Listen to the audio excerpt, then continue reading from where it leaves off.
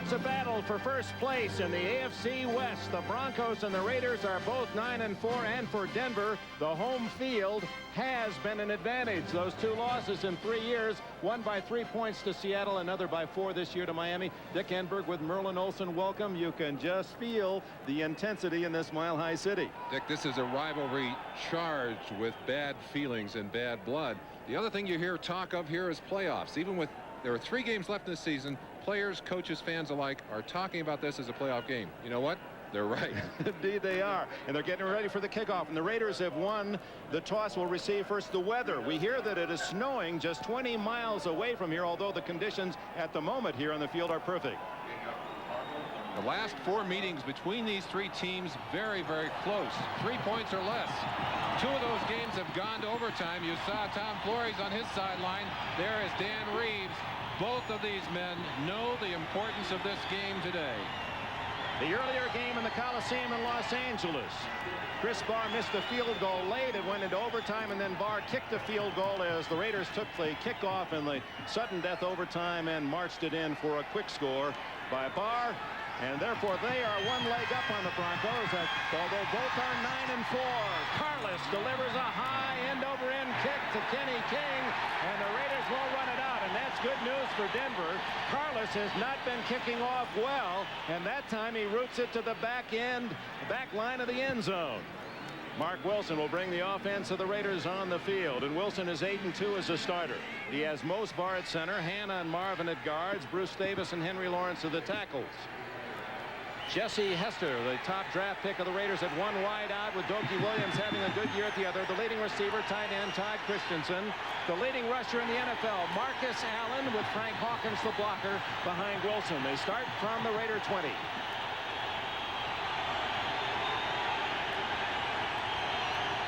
That's Hester in motion.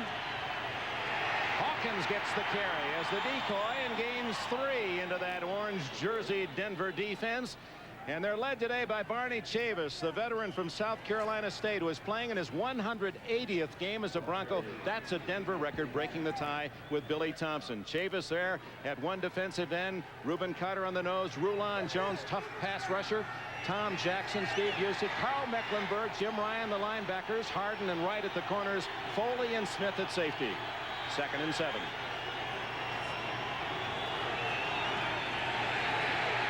Wilson's first throw complete to Todd Christensen right at the 30-yard line. Maybe a first down. It is. Dennis Smith with a tackle. Todd Christensen, the most productive of the NFL tight ends. 68 catches coming in. This Denver defense will employ Carl Mecklenburg, number 77. And you'll see him all over the field today. They've used him already at 2 positions. They've been on the field for 2 plays. There's 7 letters in the name Mecklenburg and 11 positions. He played 7 of those last week, and Merlin will be chronicling just how busy a man he is. He's all over the field and was a 4-sack man, forced 2 fumbles last week, leads the club with 5. Marcus Allen reversing his field. That's where he's tough. He picks up a gain of about 6.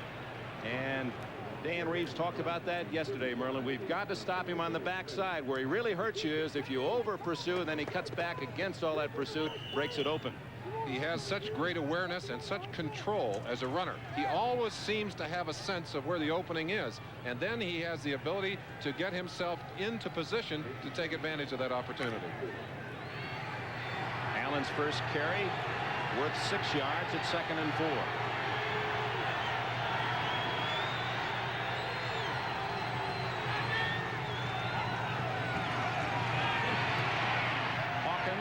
To the 39, where it'll be 3rd and 1. Steve Busick in the middle of the Denver defense with a tackle. Former teammate of Marcus Allen in Southern California. The Broncos employing a 4-man defensive line so far in this ball game. That's something they did all week last week against Pittsburgh. It worked very effectively. After you beat up on the Raiders, says Busick, you feel like you beat up on the bully on the block. There's a lot of feeling involved in this one. 3rd and inches.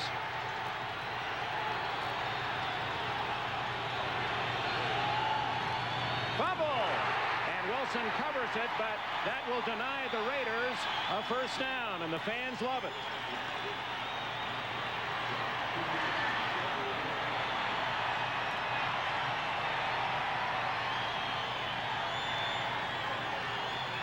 Barney Chavis, they call him Methuselah. You saw that gray hair. He earned most of that. Never had surgery in 13 years of pro ball. He's really kept himself in good condition. Of course, been lucky too. Ray Guy. He's kicked for miles in the NFL. Pressure on, and he just gets it away, and down he goes. No flag.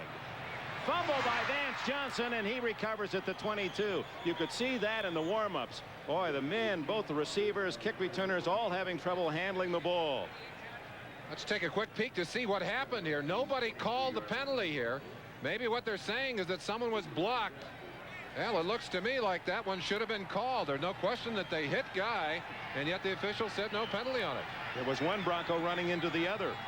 The Denver offense has Bryan at center, Howard and Bishop at guard, Lanier and Studdard are the tackles, Kay and Wright a double tight end with Watson leading receiver, Vance Johnson a brilliant rookie, Winder the lone back behind John Elway. Elway having a superb season. It's Winder.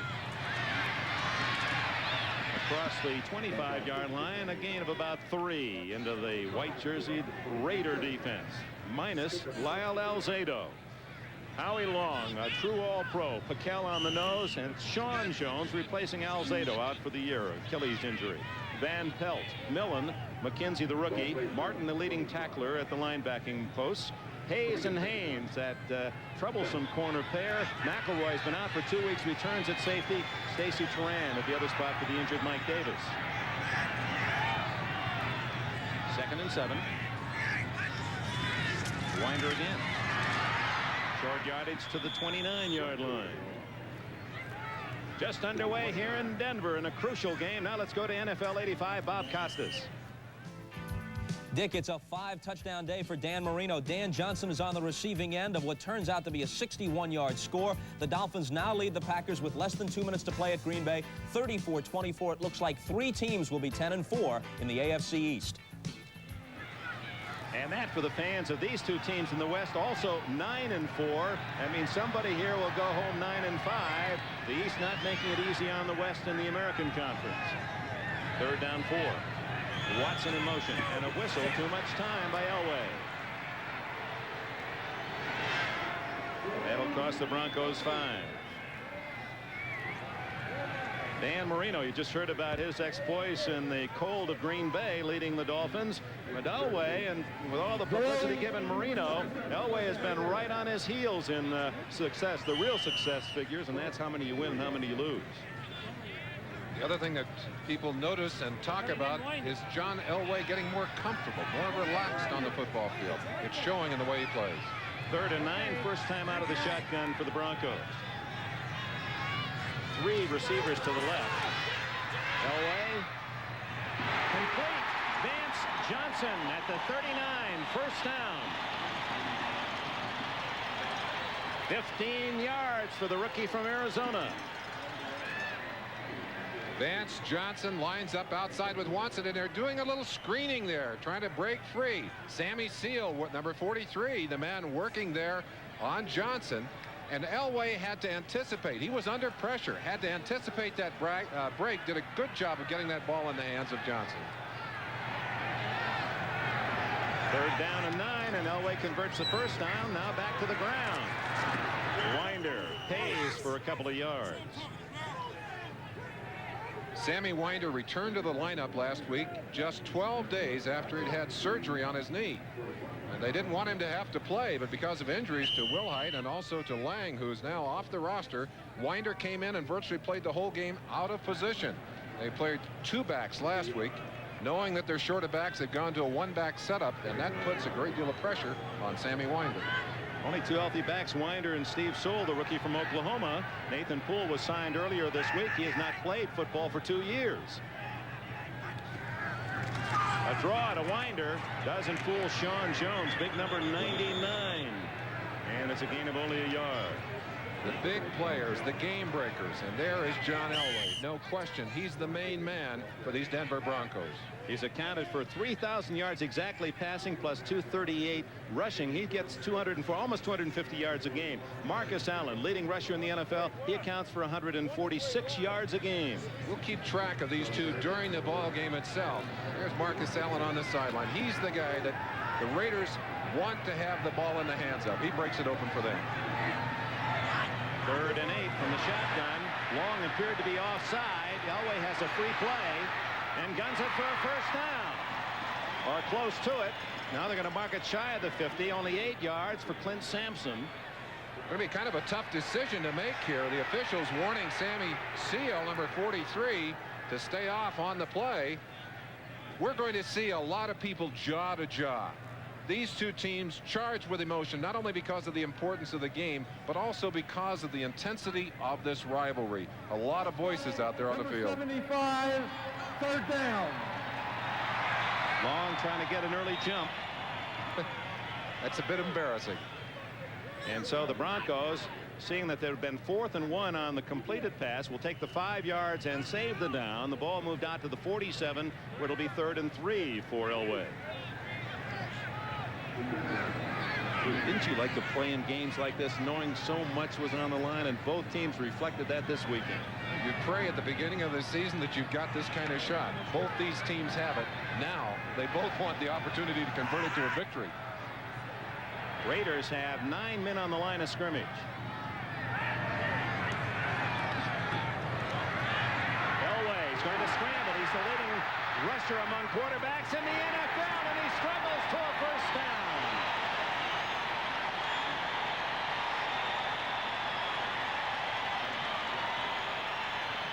John Elway's mobility brings an extra dimension to this Denver Bronco offense. He almost fumbled that snap. We saw a fumble from Wilson earlier. Look at this. He knows what yardage he needs. With the rush coming, he simply goes one-on-one on 56 Jeff Barnes and lunges across that line and just barely picks up that first down.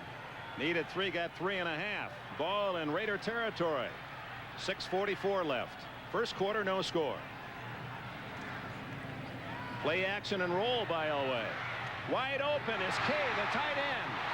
And he rams to the 39. It looks to be another first down.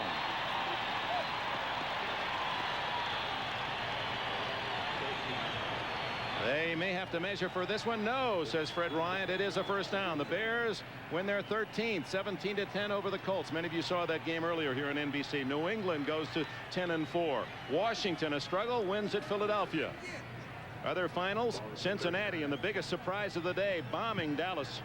And St. Louis has defeated New Orleans. We'll give you that other score in a moment. It's first down, Denver. Winder. And the Broncos aren't getting much on the ground against that Raider defense. Give Winder a short 4. One of the reasons that they continue to run, and you might ask, well, they're doing so much better in the air, why do they continue to run? They want to force the Raiders to prepare to stop the run, even though it has not been highly effective. If they once give up on the running game, the Raiders can play a whole different style of rushing, aggressive defense against the pass game. That other score that we just saw briefly was the Kansas City win, 38-10 against Atlanta earlier at Arrowhead. 9th play of the drive for the Broncos. 2nd down and 6. Under pressure, Elway clears it out to Watson, who pays at the 34. We welcome those of you who have seen the Miami Dolphins and Green Bay Packers here on NBC. Dick Enberg and Merlin Olsen. Mile High Stadium sold out as it has been since 1970. The Raiders in Denver, no score. The Raiders unable to move the ball. A fumble by Wilson on a snap. They had to kick it to the Broncos, who have driven from their own 23 to the Raider 33 with 4 minutes and 45 seconds remaining in a scoreless first quarter. This is 3rd and 4.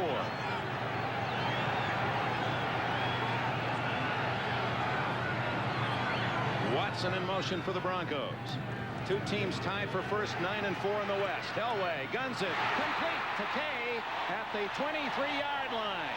Clarence Kay, seldom used, but he's been a big factor in this opening drive.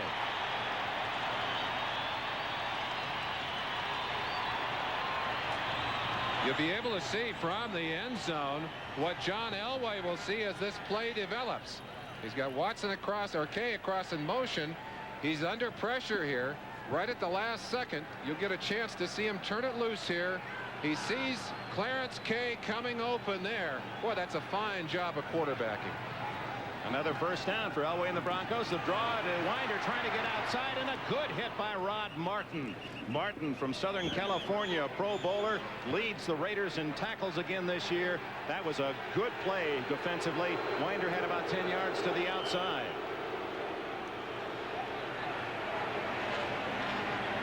Clock ticking away, 3.5 minutes remaining in the first quarter. And it becomes cloudy. A beautiful day. Sunny and in the 30s at kickoff time. Very comfortable, but as we told you, there is snow 20 miles away to the west. As the temperature drops, it's plenty cold enough to snow here, and we could well have snow before this day is out. Elway is 4 for 4 passing as he sets up shop, 2nd and 9. Going for it all. Sewell incomplete, broken up by James Davis, number 45.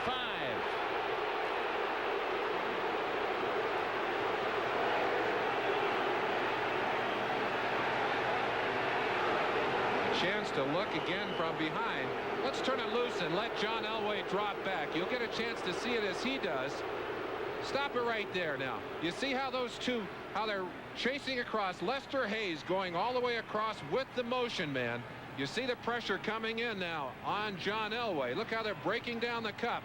And yet Elway still has room in there in that cup. Turn it loose now. He stays in long enough to get that pass out of there. And right there, you've got to wonder again if that shouldn't have been a call on Sewell.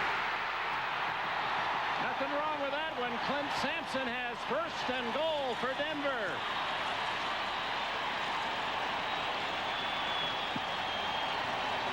And Elway is 4 for 4, converting 3rd downs on this drive.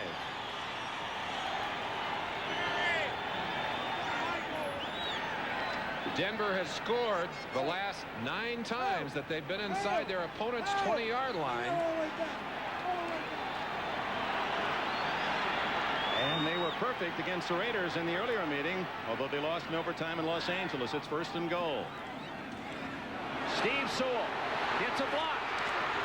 And then the coverage is instant by the Raiders as Sewell, who is maturing as a real threat offensively, this number 1 pick out of the University of Oklahoma. Credit penetration by number 55, Matt Millen, who did not make the tackle but got deep enough to kind of mess up Sewell's route on that. That's a little misdirection play, and Millen able to bounce his legs a little bit, slow him up.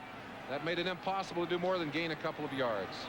This is the 15th play of this first drive of the Broncos. 1:43 left in the quarter.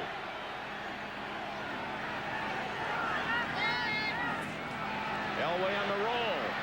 Incomplete to Winder. The ball was there. Winder couldn't tuck it away. We'll see Elway rolling out numerous times today, primarily to give himself more time. And often it will be, as in that case, a planned rollout. Watch Elway. There's no hesitation here. Just a little fake, and then he's heading out.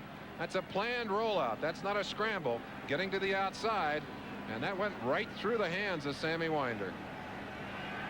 A long 5 yards on 3rd and goal for Denver. This is where Elway's been tough. 4 out of 4 on 3rd down conversions.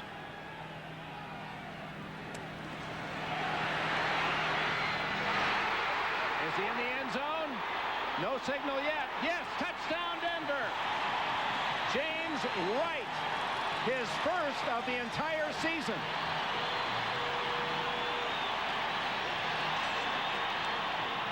The Denver Broncos have not used their tight ends as much as many other teams, but they sure do use them right here. 87, James Wright just lets the clearing go on. That's Clarence K clearing it out.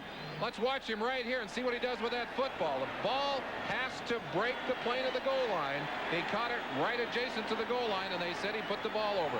Must have been part of the Denver game plan to use the tight ends. Clarence K had a couple of key catches, and then Wright gets the touchdown. Carlos the extra point, and Denver takes the early lead.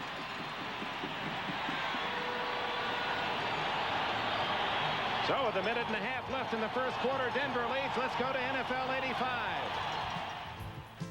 Dick, perhaps the most surprising score of the day in Cincinnati. 3 touchdown passes for Boomer Esiason. This 58-yard beauty to Chris Collinsworth. The Bengals clobbered Dallas 50-24, and everybody celebrates, including these dignified fans. The touchdown again right on the goal line. You'll see Elway again just dropping back, and on the right-hand side of your picture, you'll get a feeling for what's happening here. The blitz is on. Look at that. They're coming in over the top. Stacy Turan jumping up in front of him, but Elway was able to get that ball off, and then James Wright able to fight that ball over the goal line. Denver chewed up ground on that 16-play drive as if they were on a diet. 77 yards in 16 plays, and the key was the conversion on 3rd downs by Elway, including the touchdown play of 5 yards to Wright. That's ball control primarily with the passing game. That's something that Dan Reeves really believes in. Sammy Seal, Fulton Walker deep for the Raiders. Carlos hammers it again. Good kick. They won't run it out. So Carlos, who did not kick the ball inside the 5 against Pittsburgh on 6 tries last week, has hit 2 to the back line of the end zone today. We talk about some players on the field as headhunters. Number 98, Hundley, gets a double dose right there. Hey, they know who the headhunters are, and they're going to find him and knock him down. If he's down for a count of 3, is the match over? They had him pinned. Impressive drive, almost 10 minutes for the Broncos to take the 7-0 lead.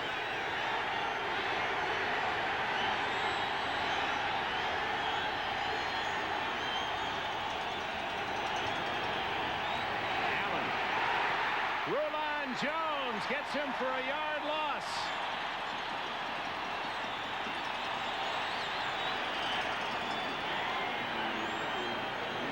Penetration by number 77, Carl Mecklenburg. You'll see it right here. He breaks inside. Mecklenburg forces Allen then to go outside, and there's the tackle. We welcome those of you who have seen the New York Jets and Buffalo Bills here in Denver. With a minute remaining in the first quarter, Denver leads the Raiders 7-0 in a battle for first place in the West. The winner will go 10-4 to match those 3 teams in the East that are 10-4. Mark Wilson calls time with 39 seconds left in the quarter. So from Denver in this noisy sellout crowd of 75,000, less than a minute remaining first period. Since the opening game 16 seasons ago, they've sold out here at Mile High Stadium. A fervent partisan crowd. The Broncos and the Raiders, so much importance on this game with only 2 remaining. 2nd and 11. Williams in motion. Good protection. Is it incidental? Yes. No penalty flag down as Hester became entangled with Steve Wilson.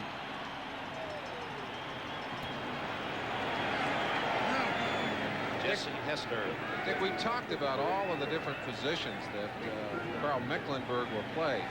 And it's interesting to me that a young man can actually master all those positions. I said, do you have to know exactly what you have to do in each one of those assignments? He said, not only that, he said, I have to practice at each one of those positions during the week. So he has a tremendous load mentally as well as physically. He likes a cool day like this because it keeps the energy high. So last week against Pittsburgh, he played both defensive ends, both defensive tackle positions, 3 linebacker positions. And he's right up there on the line of scrimmage now on 3rd and 11.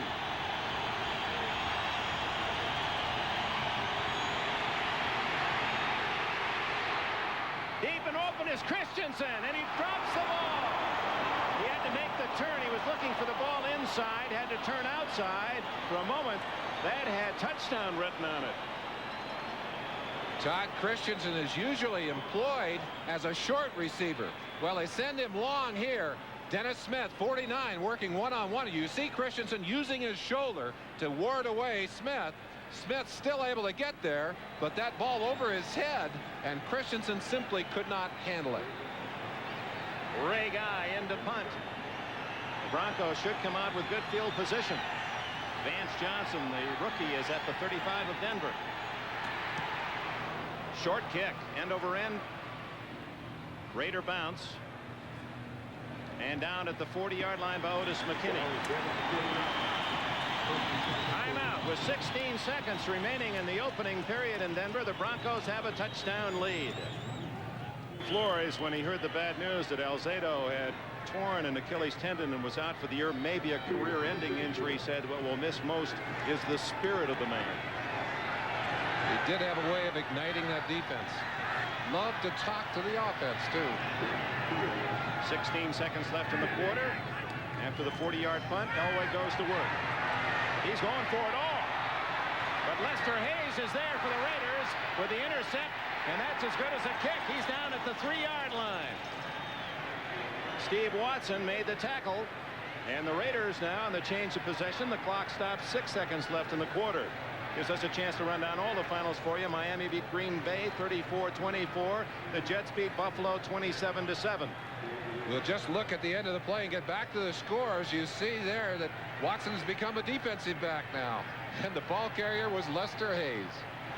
Big upset. Cincinnati over Dallas 50-24. St. Louis defeated New Orleans 28-16. Kansas City a winner 38-10 against the Falcons.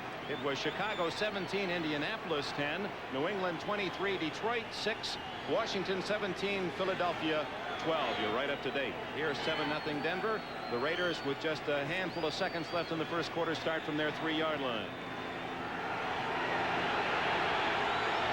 An offense that features the NFL's top rusher, Marcus Allen, number 32. He's with Frank Hawkins, lined up in the end zone. Hawkins for about 3. And with it, the end of the first quarter here at Mile High Stadium in Denver, Colorado, where the score, the Broncos 7, the Raiders nothing. Howie Long is the most interesting man. There's the sensitive side and the very physical side. He said, but his real dream is to be a power forward with the Boston Celtics. He would be, the power part would fit. He certainly has earned the respect of these Denver Broncos. In fact, I was talking to Billy Bryant, the center. He said he thinks he's the finest rusher he's ever faced. He's able to rip with both hands, right and left, and that ambidextrous ability, you can't play him to one side or the other like you would overplay a basketball player. Collegiate boxing champion, and taught him to use those fists well. 2nd down and 7. The Raiders at their own 6. Opening the second quarter, trailing 7-0. Wilson from his own end zone. Out to Allen, the all-purpose Marcus Allen. And he's at the 14-yard line and a first down. We're going to be tracking Marcus Allen and Carl Mecklenburg. Well, you saw that play, the little throw to the outside, exactly like a play you saw last year. But watch the end of this play. Again, this is from last year. That's Carl Mecklenburg. Mecklenburg, who's made some big hits already in this game, said he's never hit anyone as hard as that. Marcus Allen got back up and carried the ball on the next play to give you an idea of how tough he is. He's the man that Dan Reeves said without hesitation, to win the game, we must corral Allen. He'll get some yards. We can't let him have the kind of day he had against us in Los Angeles. Here he comes. Hurdling his way to the 15. A gain of only a yard on first down. Mike Harden, number 31, along with 75, Rulon Jones. On the sidelines for the Los Angeles Raiders with his 5th shoulder operation, Jim Plunkett. And who can count this man out of any season? And I have the itch, Merlin Olsen, that this man will be activated if the Raiders get into the playoffs. But he's on the sidelines today as a cheerleader, and we have a timeout in Denver. Mike Harden played his college ball at University of Michigan, injuring his shoulder in the tackle of Marcus Allen. That is a position where the Broncos are injury thin. Defensive back Steve Wilson replaces him. 2nd down and 9 for Mark Wilson. The bomb on its way for Dokie Williams. Incomplete. It appeared to hit the helmet of Steve Foley, number 43. One of the things you will see that is a marked difference between these two quarterbacks. Wilson on the deep passes rainbows the ball, really throws it with a high arc to it. On the other hand, Elway will gun the ball, almost throws it on a line. You'll see Wilson now, he lofts this ball. It hangs for a long time. This ball actually underthrown, but look how high he gets that ball up. Camera couldn't even follow it. You were right about hitting the helmet of Foley. Bounced right off. 3rd and 9, and the Broncos bring in their pass rush specialists, 3 extra men.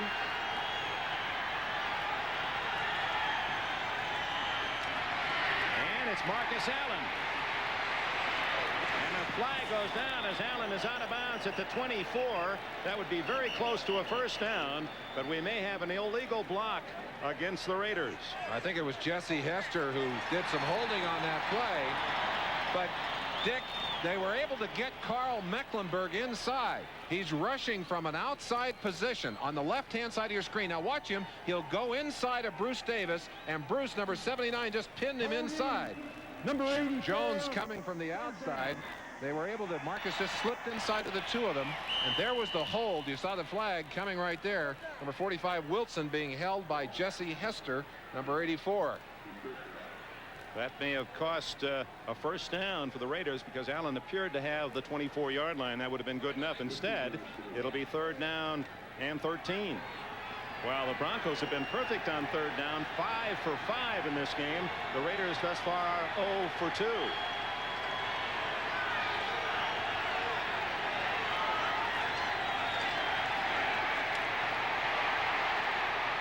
Wilson is going to run it. And he steps out at the 22, short of the first down. 12 yards on the scramble by Mark Wilson, but not enough for first down yardage. Dennis Smith and Andre Townsend making the hit. Mark Wilson is a good athlete, and he's not afraid to run the football. He at times is not as aware in that pocket as you like a quarterback to be, but he has run for a 4-yard average on the year and made well over that.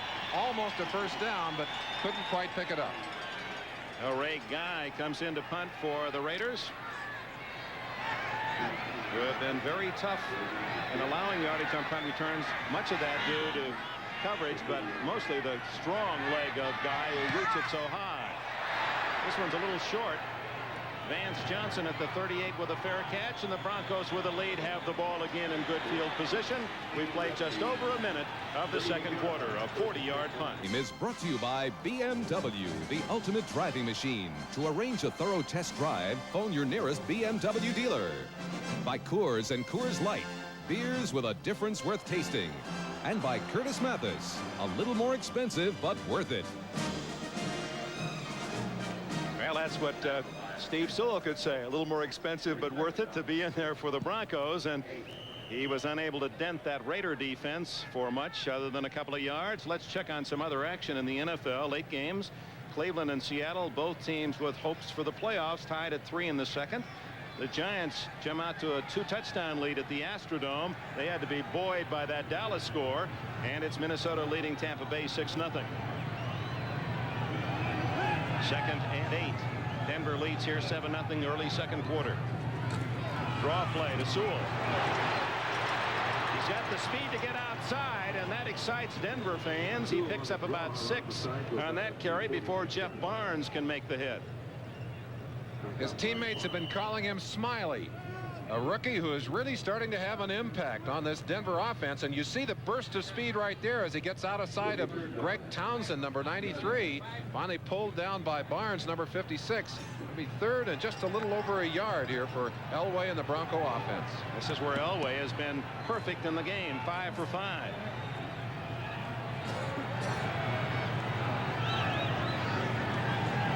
Doesn't run it. It's intercepted by the Raiders. Mike Haynes at the 50-yard line under pressure. Elway threw it away, but right into the arms of the veteran Haynes as we have some push and shove, and that was only a matter of time. The fuse has been lit since the Raiders came to town. You're going to have helmets locked to helmets today, and that's Rod Martin, number 53. He's been one of the verbal Raiders, and there were some words passed between he and Clarence Kay via the press this week about what they were planning on doing in this game. Martin, of course, known for his big plays, and Tom Flores wanted to keep his team from getting too high emotionally. He said, you got to play this kind of game like a shark. No emotion, just get the job done. And I think his concern early in the week was keeping his players ready for the game itself, not letting them burn themselves out. You're saying they were ready this morning. We'll get that story right after this play. Raiders' best field position of the game on Haynes' second pass interception of the season. Typical of the Raiders, they come right out looking for something big after the turnover. Left hit on Hester. Steve Wilson. And a flag is roughing the passer. Yes. Rulon Jones hit Wilson late. That hit by Steve Wilson was clean and not a penalty, but at the other end, Wilson was hit after he threw the ball by Rulon Jones. Costly mistake by Rulon. Roughing the passer, number 75, first down.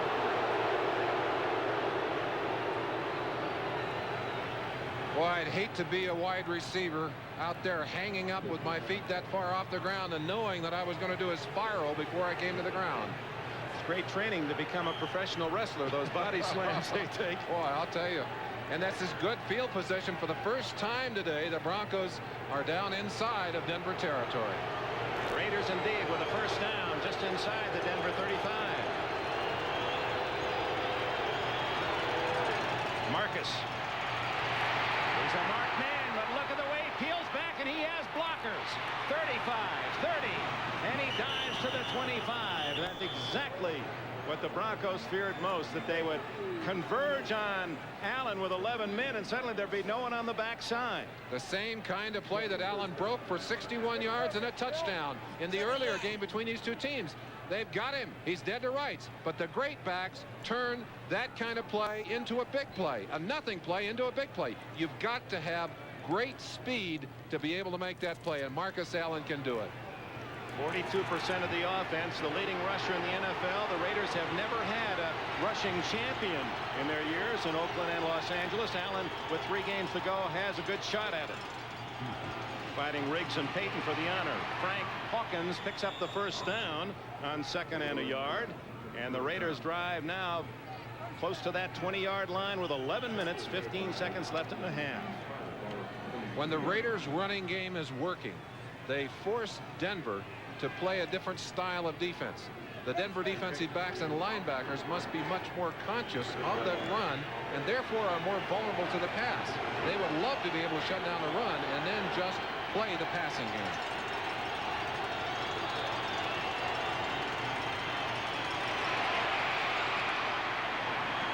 Allen corralled after a gain of about 3. Mecklenburg 77 there first.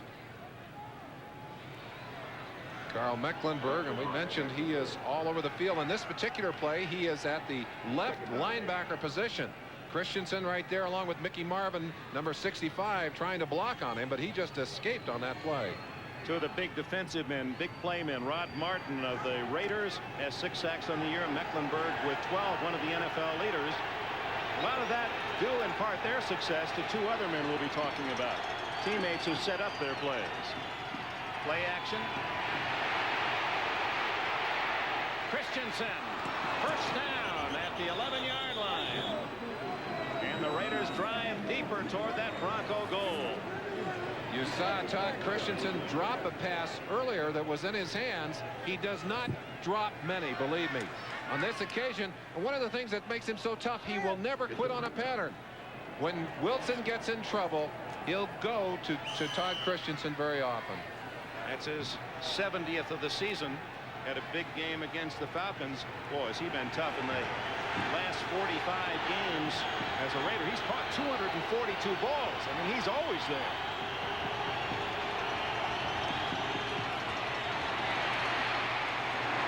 Allen into the teeth of the defense for about 3.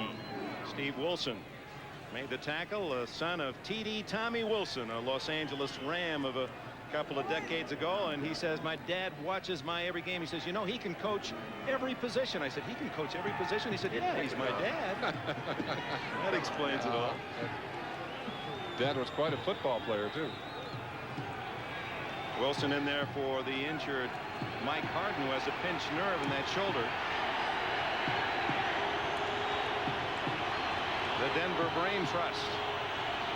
And Wilson calls time.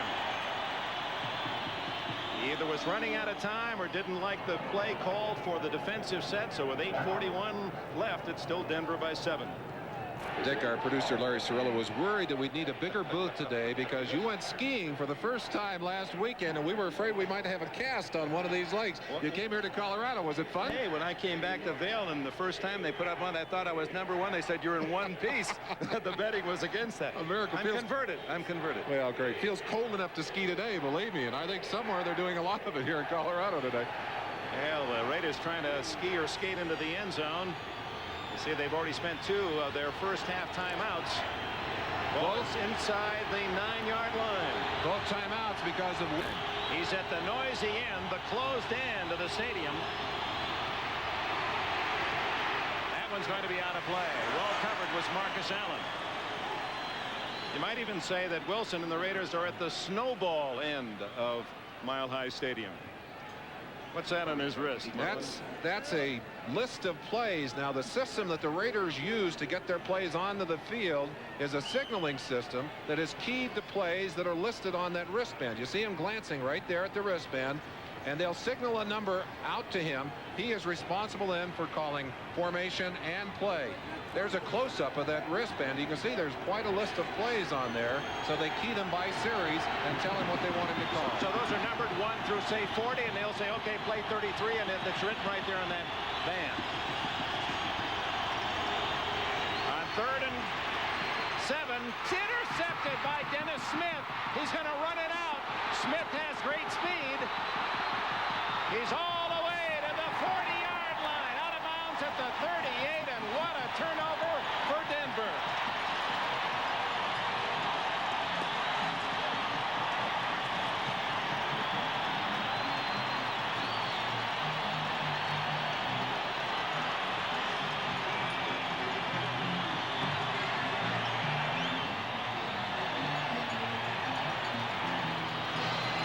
Wilson throwing into a tough Denver defense, just gets that ball over the top of Marcus Allen's head, and a great job of flagging that ball down. Good ball reaction by Wilson. Dennis Smith with his first interception of the season. This is Steve Sewell to the 42. It was a 40-yard return by Smith. At first I thought he was making a mistake just not taking the touchback, but Smith wanted something bigger and indeed got twice as much yardage. Turnover is such a big part of any game, and in particular these Bronco games. You see right there they have the lead 2-1 so far in this game. That's about how they lead on the season. Denver's a +8 in the turnovers. Raiders are a -8. Sewell on 2nd and 6.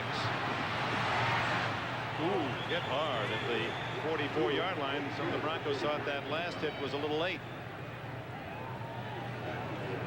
They liked Sewell when they drafted him out of Oklahoma because he reminded the Bronco scouts of Marcus Allen. His size, his speed, his ability to catch the ball. Didn't have the same kind of credentials as Marcus, a Heisman winner. Well, I can imagine that there are about 28 teams in the NFL who would like a Marcus Allen, including the Raiders. They'd like another one to go with the one they've got. 3rd and 3.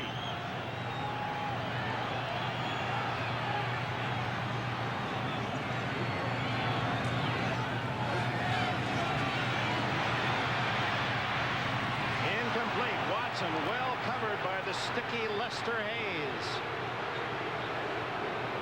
7-0 Denver here in the Mile High City. Let's go to NFL 85. All right, down in Seattle, the Seahawks need a win to stay alive in the playoffs, and here David Craig goes 4 yards to Dan Ross in the corner of the end zone. The Seahawks lead at 10-3 there in the 2nd quarter. And here in Denver, 7 minutes remain in the first half. The Broncos will have to punt for the first time. Chris Norman kicking to Fulton Walker. Norman has had his problems kicking the football. Last 2 weeks he's been under 40 yards in both games. This one could be a good one for Denver. He goes into the end zone. Darren Como, that's a very tough spot for him. He almost had to run, stop, and just use his hand to down the ball. Once he fell on it and skidded into the end zone, it was the touchback. If he could have knocked that ball backwards instead of carrying it with him, the ball would have been there, and it would have been great. Elway watches Mark Wilson go to work. Wilson intercepted on his last throw. Elway's been intercepted twice. Dumps it off to Allen. And Mecklenburg greets him at the 25. A gain of 5 for Allen, who has not broken anything longer than 10 yards as a receiver or runner yet in this first half. Over on the right side of that Raider offensive line, Mickey Marvin, 65, and Henry Lawrence, both hurt last week and questionable for today. Lawrence with a knee injury. Marvin pulled his plantaris muscle. It actually exploded on him. And yet the two of them back in there and doing a good job of protection. There's Marcus Allen. That's like a long handoff. He's dangerous anytime he touches the ball. 2nd and 5. Allen again. Ad-libbing to a first down at the 31. The quick instincts and reactions. There was nothing inside. Boom, outside he goes for the first down. Steve Foley said something very interesting about Marcus Allen. He said when you watch this man run in the films, you notice that he is very seldom out of control. Always has his body under control, and that's one of the reasons that he can make that quick movement to the outside. He's been a star all of his football life, going back to his days in high school at Lincoln High School in San Diego, where he not only was the leading quarterback and rusher, he intercepted more passes than anyone else, 4 for touchdowns on defense. Wilson with an isolate. Hester is behind Wilson and can't come up with the ball. And it appeared he took a bump or two in the process. No flag. I don't think there's any question about the fact that he was bumped. It looked like Steve Wilson using his elbow on Hester on that play. The official, for whatever reason, deciding to ignore it. Wilson gets that high lofted pass again. Seems to be up there forever. And right at the end, and I think we really missed the bumping that we were talking about. But Wilson did a great job of stripping the arms down. And that's what a good defensive back will do. Jerk those arms down so that the receiver cannot control the football. From Howard University in the nation's capital. A long shot, a free agent spotted by Dallas, and now making his home comfortably in that Denver secondary. 2nd and 10. Again going long. Louis Wright intercepts for Denver.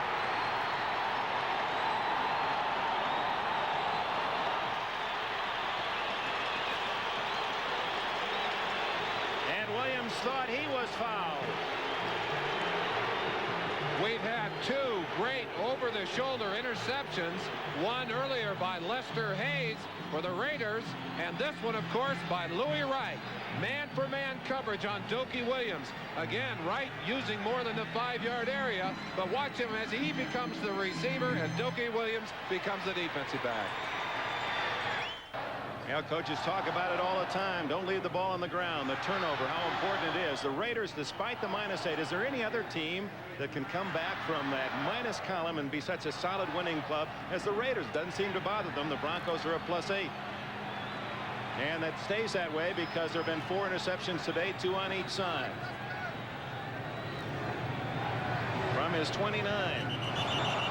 And action before the snap was Sean Jones drawn offside. Dave Studdard, the tackle for Denver.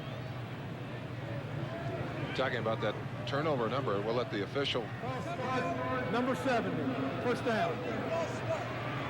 That -8 that you showed us there rings a bell, because I think several years ago when the Raiders won the Super Bowl, they went into the playoffs with a -8 in the turnover column. And as you said, there are very few teams able to overcome that kind of negative numbers.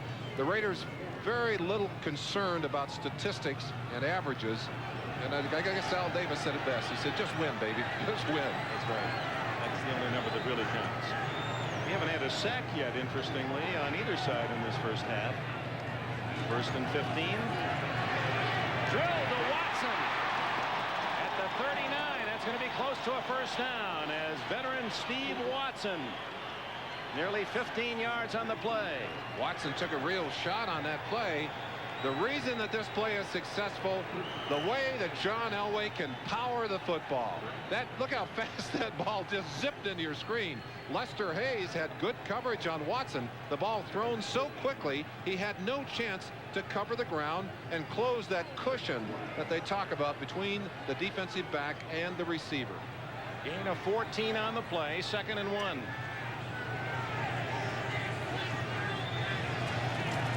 Winder. Not much, but enough for the first down at the 40-yard line. Sean Jones from Northeastern of Boston made the tackle.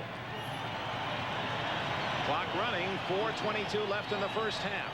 You feel the energy kind of oozing out of this crowd. They love their Broncos here, and they're an enthusiastic crowd. The only thing I think that keeps this from being the noisiest stadium in all of football is the fact that it's outdoors and there's a place for the noise to go. You get down that closed end, it's tough, but it's open down to the right as you view it from our vantage point. First down, Denver leading 7-0, less than 4 minutes remaining in the first half. Away from Howie long, and then the throw to the wide open Butch Johnson, and a flag down against whom in the secondary. Lester Hayes saying it's offensive interference on Butch Johnson. He was on the ground. Johnson, who has not played much in the last month, Hans Johnson, the rookie, has taken his spot. And it is against called. him. It is called on Butch Johnson. You'll see it at the end of the play. Now he drives Lester off, and right here he'll use his shoulder on him and just push him away. You see the arm and the shoulder right there. And of course, the defender is entitled to the room he has as well. Lester Hayes, John Goose Gooden, using a couple of baseball names. Elway's slider comes in at about 105 miles an hour. Well, that was a good read on that last throw to Watson. Remember, he drilled a Goose Gooden goodie, and Hayes just not, although within a step of Watson, couldn't get there to close in and knock the pass away. That offensive penalty makes it 1st and 20. Little reverse to Sewell. Van McElroy and James Davis with a tackle at around the 36.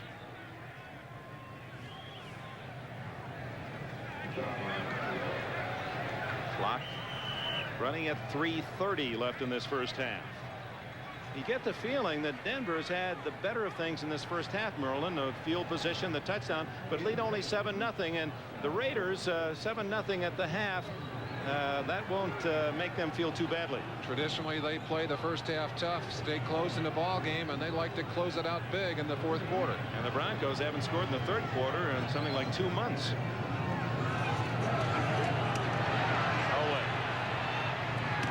To Clint Sampson. Oh, what a move by Sampson. He wasn't down. Yes, he was, they say. At the 46, and oh, the fans don't like that. They feel that Sampson got up before contact was made. The rule is that once the contact has initiated the body movement for that running back or a receiver in this case, if the knee or any other part of the body except the hand touches the ground, they're going to blow it dead. Well, you be the officials at home. Dan Reeves, of course, has a bias. Sampson not touched there. Haynes is on him. He's down, but not from Haynes' contact. He's already up before Haynes makes contact. Reeves has a good argument. That is not a good call by the official. So it'll be 3rd down, 13.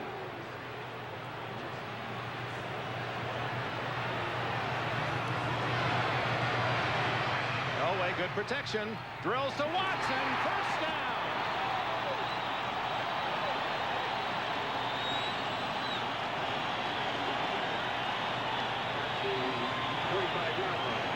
From Temple University, Steve Watson. What a receiver he's been. They're trying to create confusion, 2 receivers together. But again, the secret of this pass is the arm strength of Elway. And it comes at the 2-minute warning. Denver with another first down. Capacity is 75,000 and 100, and they boo the no-shows here, and it's usually only a couple, just a family that can't make it, and they're packed in for this Raider-Bronco clash. First place at stake in the West. You don't mind having somebody sitting close today. It helps you to stay warm. That's right. Temperatures down at the freezing mark. Denver leading 7-0, 2 minutes left in the half. First down after that 15-yard throw from Elway to Watson. Sewell on a quick hitter, short yardage, a gain of maybe 1. Sean Jones, number 99, knifing in from the outside. They had a little stunt called in the defensive line, and Jones just exploded inside to stop that draw. Sometimes you make a good call defensively. Well, here you see it, just moving inside. Being chased by Townsend. Now the throw, and the flag is thrown. It was intended for Sewell. It appeared to be James Davis, 45, who ran into him. McElroy, whose father is a minister, verbally trying to offer some assistance. Pass interference, number 45, first down. But Davis is simmed. I think James Davis just lost the football, didn't know where it was, and in his eagerness to cover his receiver, bumped him while that ball was hanging in the air. Here's the play right at the end, and of course Davis driving right over the top of the receiver. The officials, two of them on the scene, both threw the yellow flags. That's a case where just looking back at the quarterback wasn't good enough. A big play for the Broncos with 1:35 remaining in the first half. Watson in motion. You see Haynes chasing him across defensively. Complete to Vance Johnson to the 1-yard line.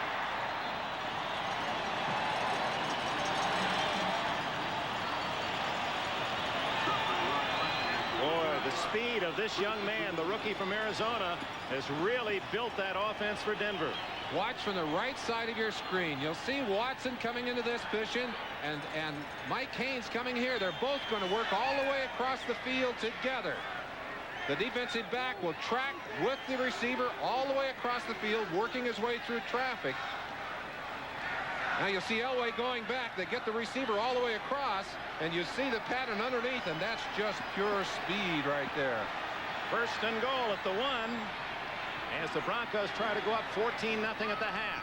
Sewell loses a yard. Good defensive play by Stacy Turan, a Notre Dame star playing in Mike Davis's strong safety spot. Turan, a heads-up play as he knifed in from behind the play. Excellent speed. Time called by Denver with 33 seconds left before the intermission. Denver knocking on the door just outside the Raider 1-yard line. 7-0. The Broncos lead, scoring on their very first drive of the game. A 10-minute drive consuming 16 plays, 77 yards. Elway, the tight end James Wright. Wright's only touchdown of this entire year. That's the scoring summary for this first half. Almost the toughest possible situation for a defense with a first down just inside the 2-yard line. The Raiders have managed to stop the Broncos on the first down. They made nothing on that play. Now it's 2nd and goal. You see Flores, he's concerned. 7 points did not concern him as much as 14 would going in at the half.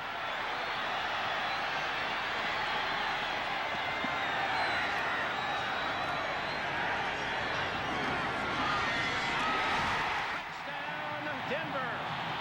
Sammy Winder.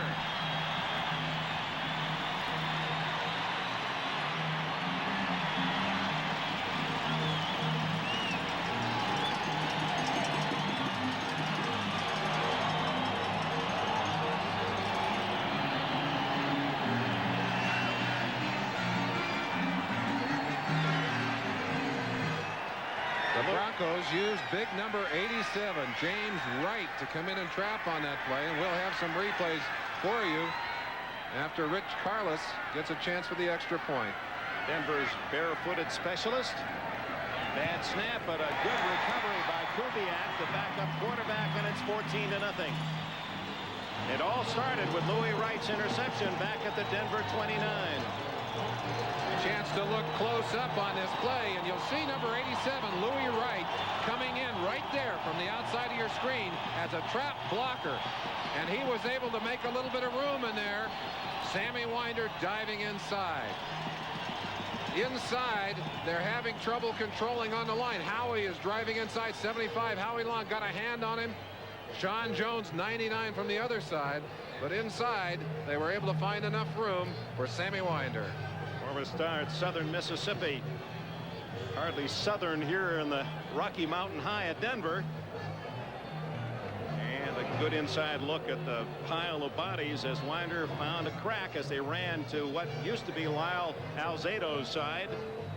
And a 14-0 lead, and the Raiders now, there's Alzado out for the year and hopefully not for the rest of a career. He's in the twilight anyway, past 35, but he's still trying to inspire his teammates along that Raider sideline.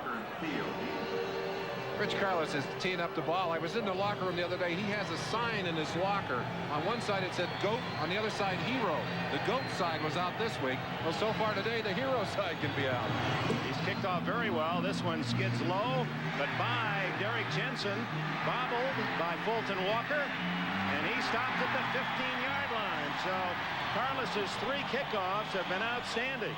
2 through the end zone and 1 to the 15. Daniel Hunter covered Fulton Walker.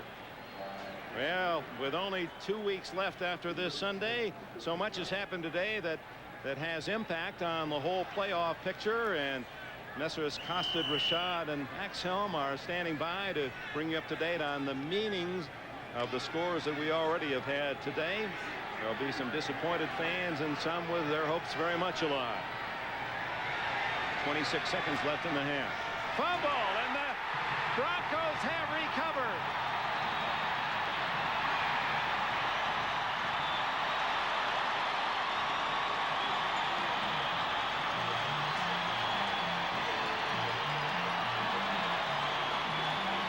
That's twice today that Mark Wilson has come out from underneath Don Mosbar as center without the football.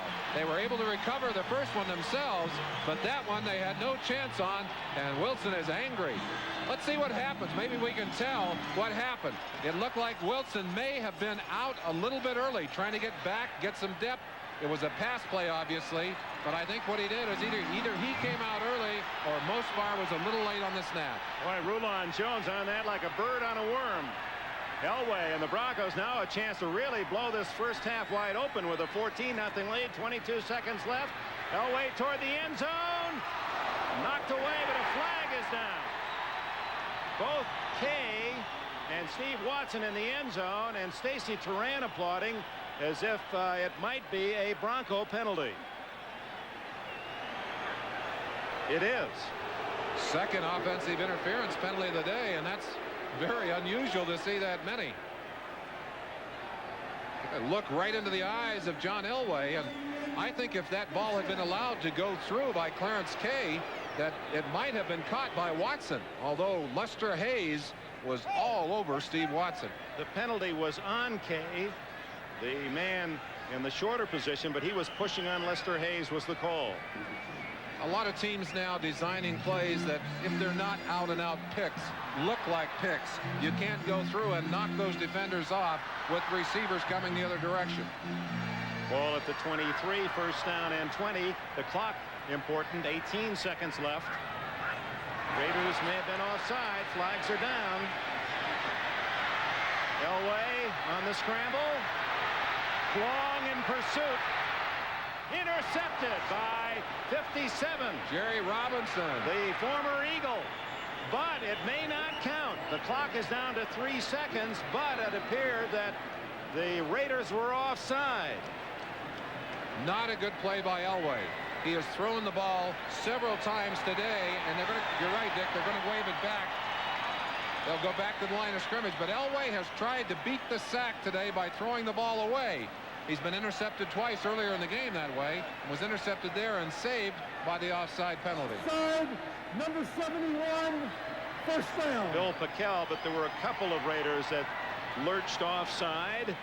And with 3 seconds left, it would appear that the Broncos will go for the field goal. Carlos is in with a 5-yard penalty. The ball marked at the 18, which will make this about a 37-yard attempt. I mentioned the hero and GOAT side of Rich Carlos. One of these fans a little upset with his kicking over the past few weeks, sent him an artificial leg, which he had in his locker. Well, I'm sure with the cold today, that foot is numb enough as it is. It's a 35-yard attempt. The fumble is worth nothing as he's wide to the left. And with it, the end of the first half, a little more debate on the line of scrimmage, but they'll untangle and head to their respective locker rooms.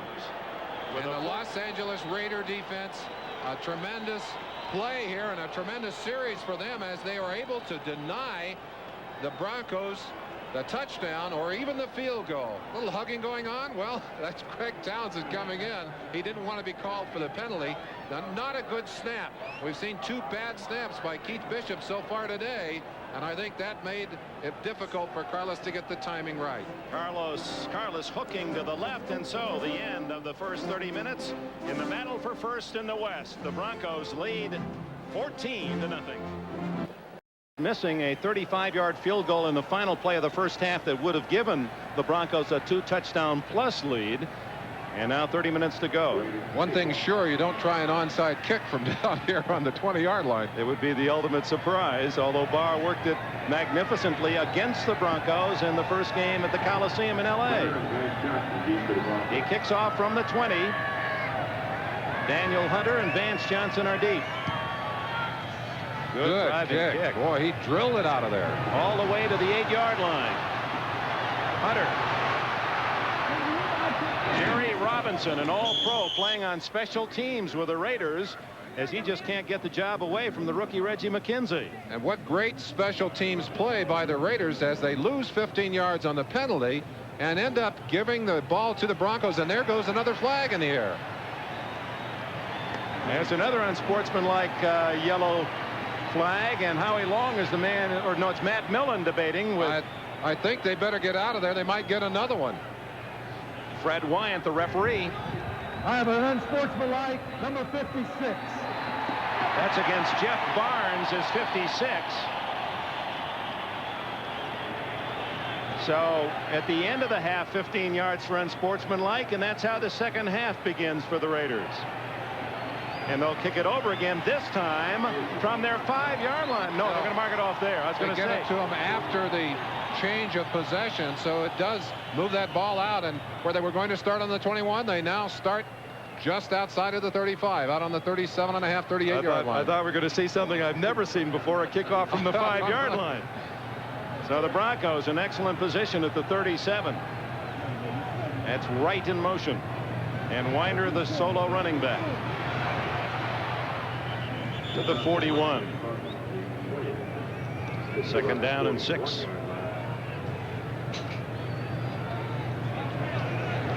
This has not been a good quarter for the Broncos. 39 points all season long, but in the last 2 months they haven't scored at all. They have not scored a touchdown in the last 8 games. They have had some field goals, but in 6 games they've not scored in the third quarter. So this has been a bad time for them, and of course the Raiders traditionally strong in the second half, although I think this cold might start to bother both of these teams if it continues.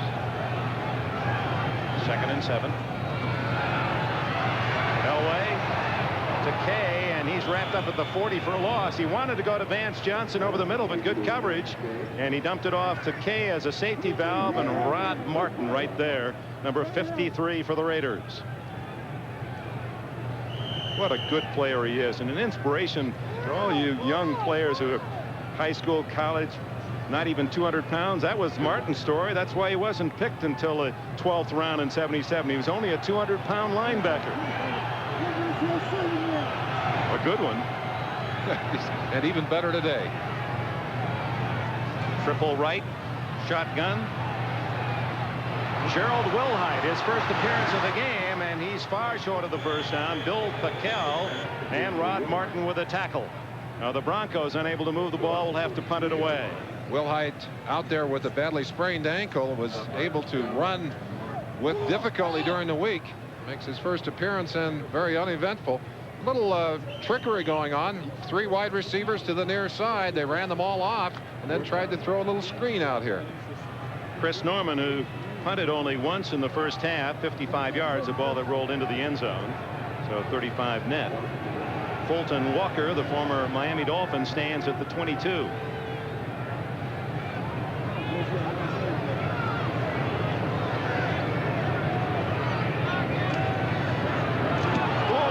Miss that one. Jeff Barnes right in on Norman, who got it away to Walker at the 15.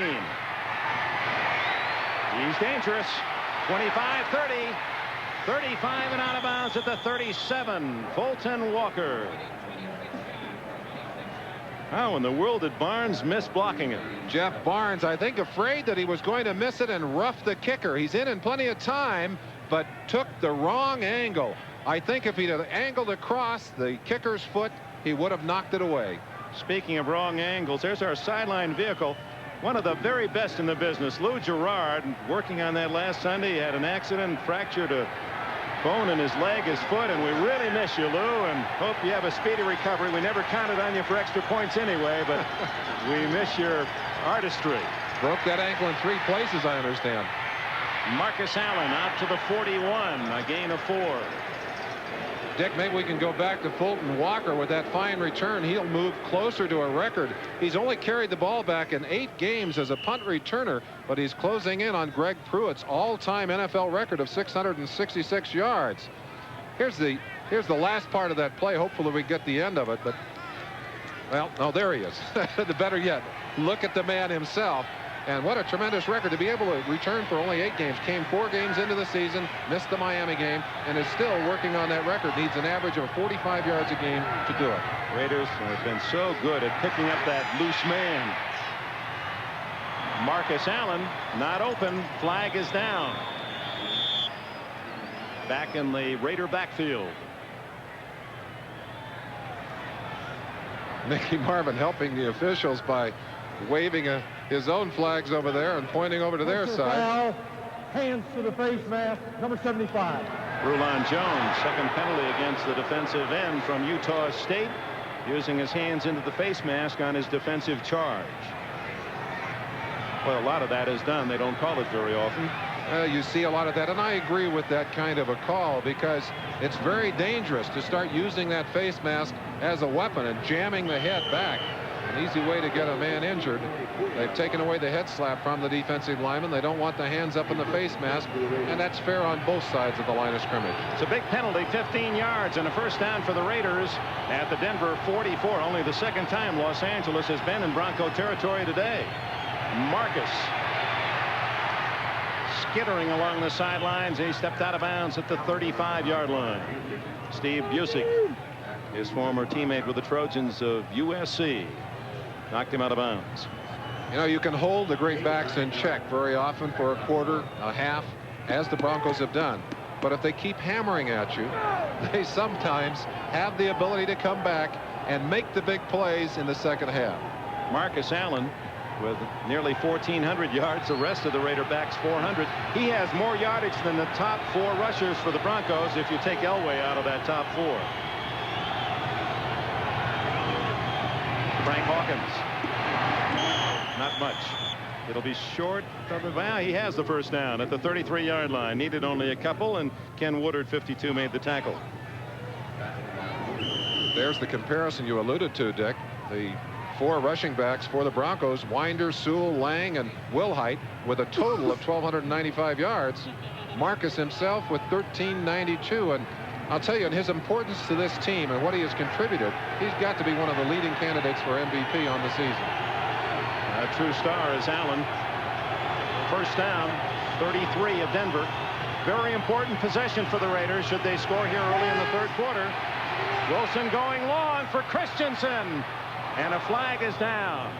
Foley and Smith double coverage, and a flag at the 10. That we'll wait to see against the receiver or against the defender. Against Denver, interference.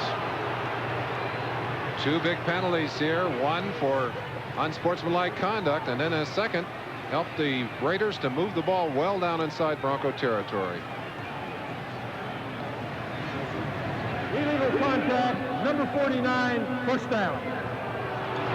So it is not interference, but illegal contact before the ball was thrown. So that's a shorter penalty of 5 yards to the 27 instead of down to the 10. We expected to have some penalty yards today. Certainly did. Big penalties, too. A lot of 15-yarders. That is quite unusual.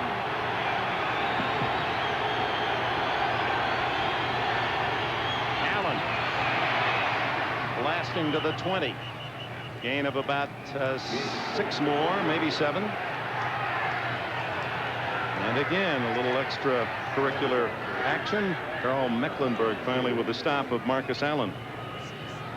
normally rather sedate Reuben Carter, number 68, up nose to nose with number 65, Mickey Marvin. And tempers are short in a game like this that's emotionally charged because of its importance and also because of the ongoing animosity between these two teams. It's bound to happen.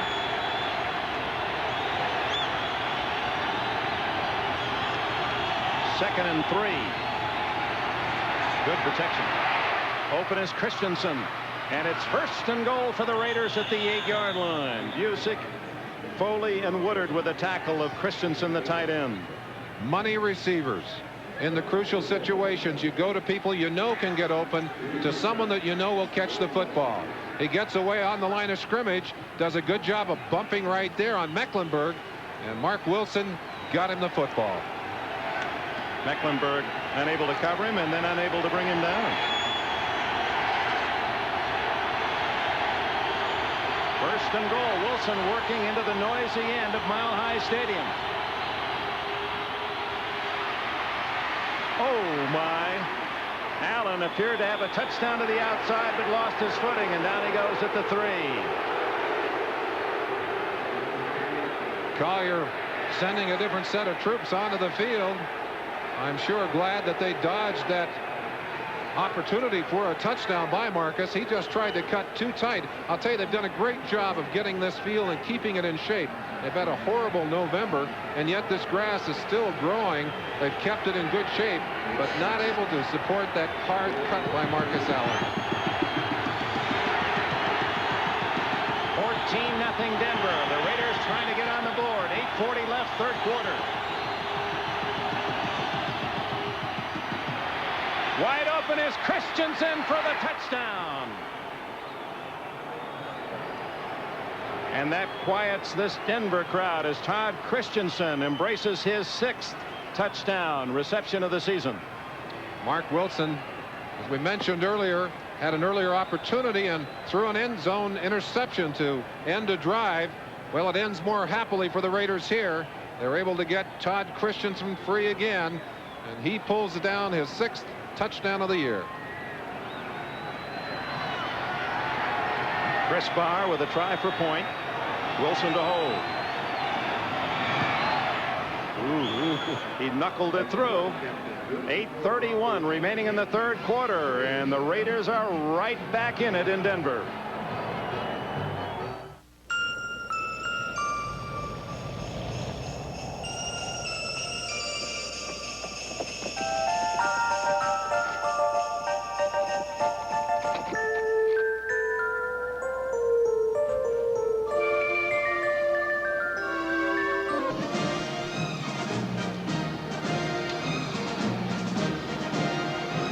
Dick Enberg with Merlin Olsen. Welcome back to Mile High Stadium in Denver. The Raiders have closed within 14-7, and Barr's kick sailing deep into the end zone, and Daniel Hunter will not run it out. First down, Broncos at their 20-yard line.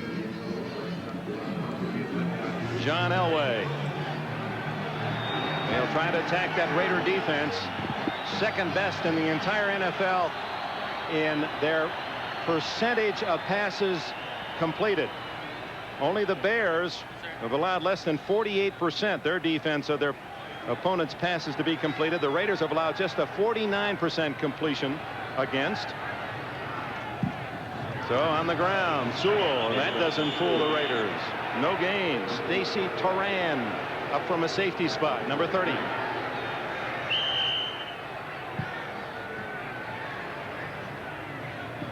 This has been the jinx quarter for the Denver Broncos. They've seen their lead melt from 14-0 to 14-7. 8 minutes left.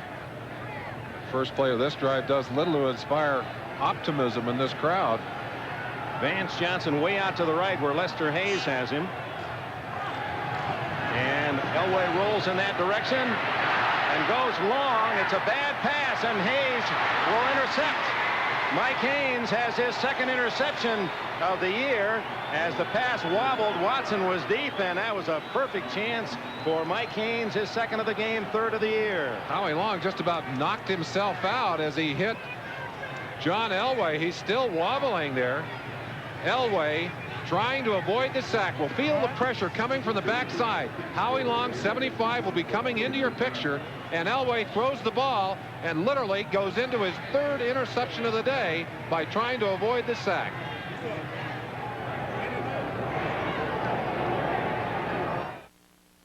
There are some special things in this world that only a handful of people can appreciate. Now, maybe you're not one of these people.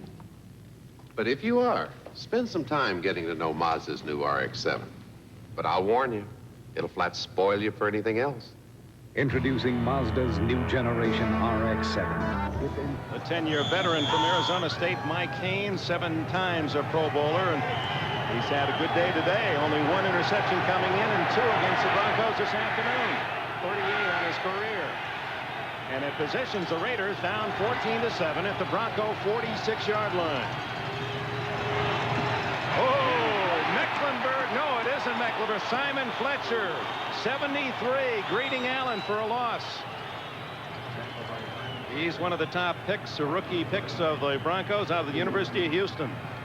Dan Reeves mentioned that he had played well last week. They put him in that 4-man alignment, and he said he played so well in his first exposure that we're going to give him a chance to play some more. Well, now you know why. Single parent. He's raising his 2-year-old daughter, Ashley. I said, what are you learning from her? He said, patience. I said, what are you teaching her? He said, I'm trying to teach her to get potty trained. Like any parent with a 2-year-old. Puts everything in perspective. Wilson scrambling. Mecklenburg gets him from behind at the 39. 7 yards for Wilson. A fine play by Mark Wilson, who recognized there was no place to go. Mecklenburg talking about his unique opportunity. The fact that he gets to move around in that defense and literally has the kind of freedom. And, well, we've seen that with other players and other teams. We used to watch the Stork. Teddy Hendricks do that for this Raider team, and of course he played just the linebacking positions. Mecklenburg will also play all the down line positions. Broncos answer to Joe Palooka. This has been the trouble spot for Mark Wilson, where Elway's 2 touchdown drives have involved making the 3rd down conversion. And a scramble again. He's got the 1st down and a flag with it. It appeared they got the face mask. They're going for the head. These officials, I'm sure, conscious of the explosive potential of this rivalry. They're not going to tolerate a lot of messing around on the field. Randy Robbins, 2nd-year man from Arizona. Face mask, 15 yards, number 48, touchdown. And that's the big penalty, tackling with the mask. Touching the mask, grabbing the mask, a 5-yard penalty. When you use it and jerk the man down with it, as they do right there, he's got the head, yanking it down. Watch him with he makes contact with the right hand. Look at the left hand. He jerks that head around. Partially screened by Dennis Smith. 15 yards. 1st down at the 20 for the Raiders. They trail 14-7. 5:41 left, 3rd quarter. Allen straight ahead to the 15-yard line. 5 more for Allen. Remember when he complained about not getting the ball enough a couple of years ago, and Al Davis says, you want to run more? He said, yes, I want to run more. Al said, why don't you take a couple of laps? Well, he's getting his chance this year. Coming into this year, the highest number of carries he had ever in a ball game was 26 for the Raiders. This year he's had a 31-carry game, a 30-carry game, and a 29-carry game. And loves it. And loves it, and is enjoying it. And the great backs love to have those opportunities. They seem to get stronger as the game goes on. That's the way Marcus is playing here today. 2nd and 5. Wide open. Oh, it deflected. Hester was open at the 3, and the man in front was Dennis Smith. He just caught a piece of it. You'll see this ball deflect right out of the grasp of Hester. Fingertips. Just the barest amount of deflection on that ball, but it's enough. There's no way. If he doesn't get a finger on this ball, it's a sure catch. Just touches it, and the ball goes right to the helmet of Hester and bounces away. Was that a great play by Dennis Smith? He'd lost his footing going down and still had the presence to reach up and make the play. He made a great interception with that kind of ball reaction earlier in the game. In fact, it was he that stopped the touchdown drive in the 1st quarter. 3rd and 5. Allen, who else? 1st down, touchdown. Touchdown!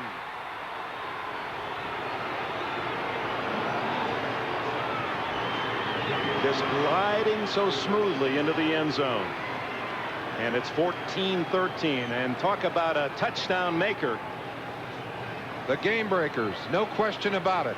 On a play where the Broncos were thinking pass, Marcus Allen is running. 15 yards and a chance to tie as they'll tee it up for Chris Barr.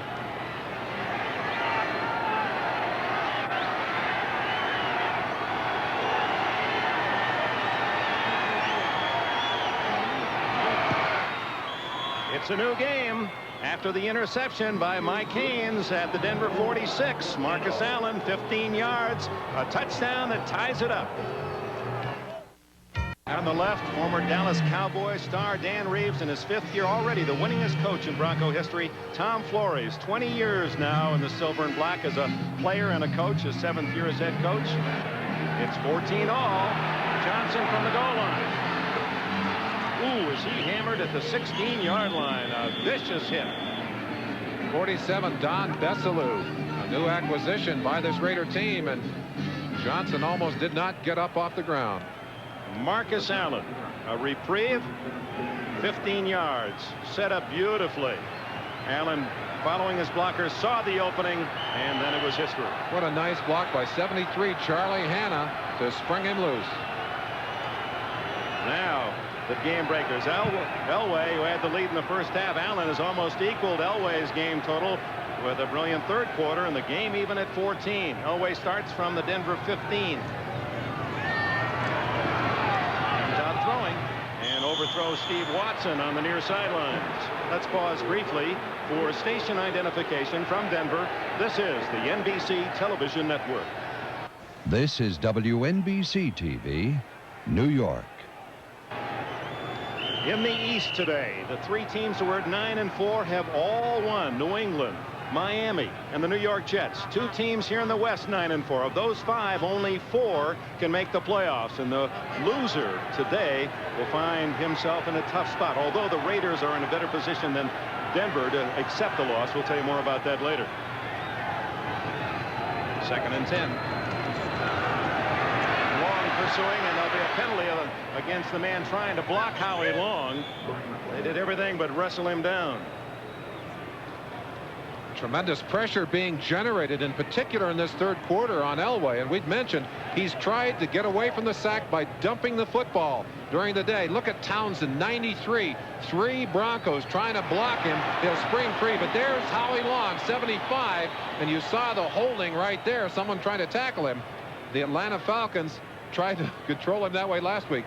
There were 5 calls for holding on the man who was trying to block Howie Long last week. Hold on, I believe they're going to call that against the Raiders. Number 93, first down. They said that Townsend was holding the blockers. There's an unusual call. Not terribly unusual in a sense that when you run a stunt, you'd like to occupy the different people. And he's going in to grab as many bodies as he can get a hold of there. Now, that's a strange call. He's just trying to get away from a hammer lock. Meanwhile, Long was being tackled by the man endeavoring to block him. You see holding called against defensive linemen often, but I don't think that was a good call.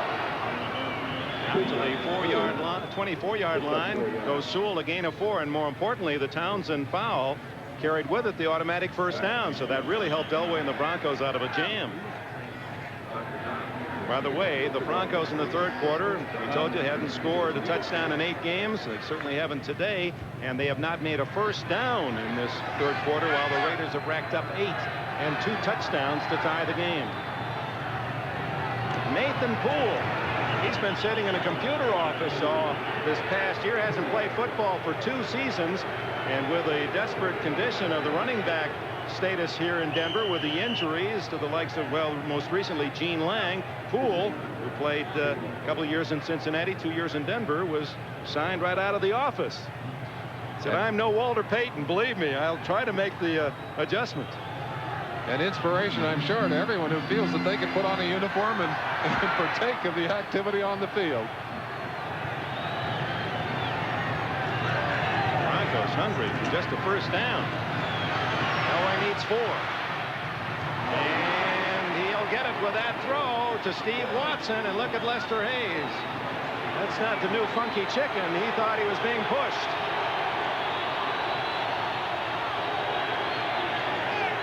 First down, Denver. Right at the end of the play, Watson, who'd done a great job of reaching down to pick that one up off the ground, and there's Lester saying, hey, he's pushing me. One of the things that the Broncos did on that play was move their wide receivers in close to the line, in closer to the center of the line, to give them more room to work on the outside.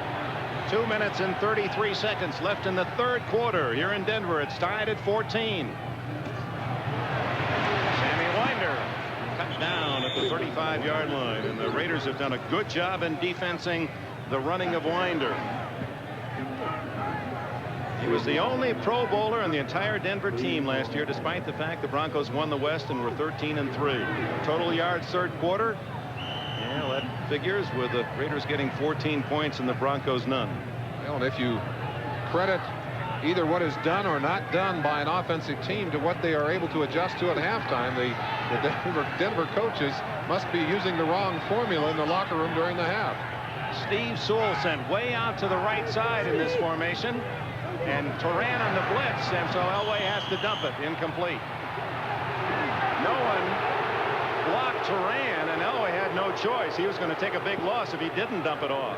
Simply overloaded. There was no one to pick Elway up, and Elway knew he had to get rid of the ball. He was complaining because he felt the hit was late. Now one of the sons in the wide receiver corps for Denver comes in, Sampson. They have two, Johnsons and Watson.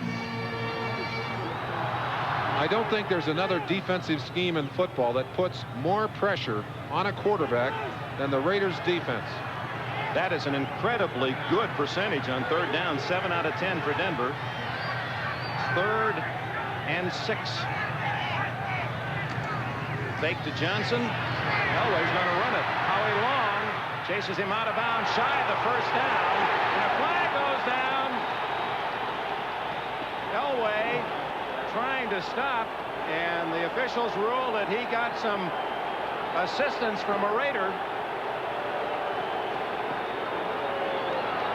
That's like a hornet's nest over there. Elway just trying to get out of bounds, and you may see another flag thrown in the air over there. Some of the Broncos over to bring Elway out, give him a little escort. I think Elway decided early on that play he was simply going to run. Here's the play.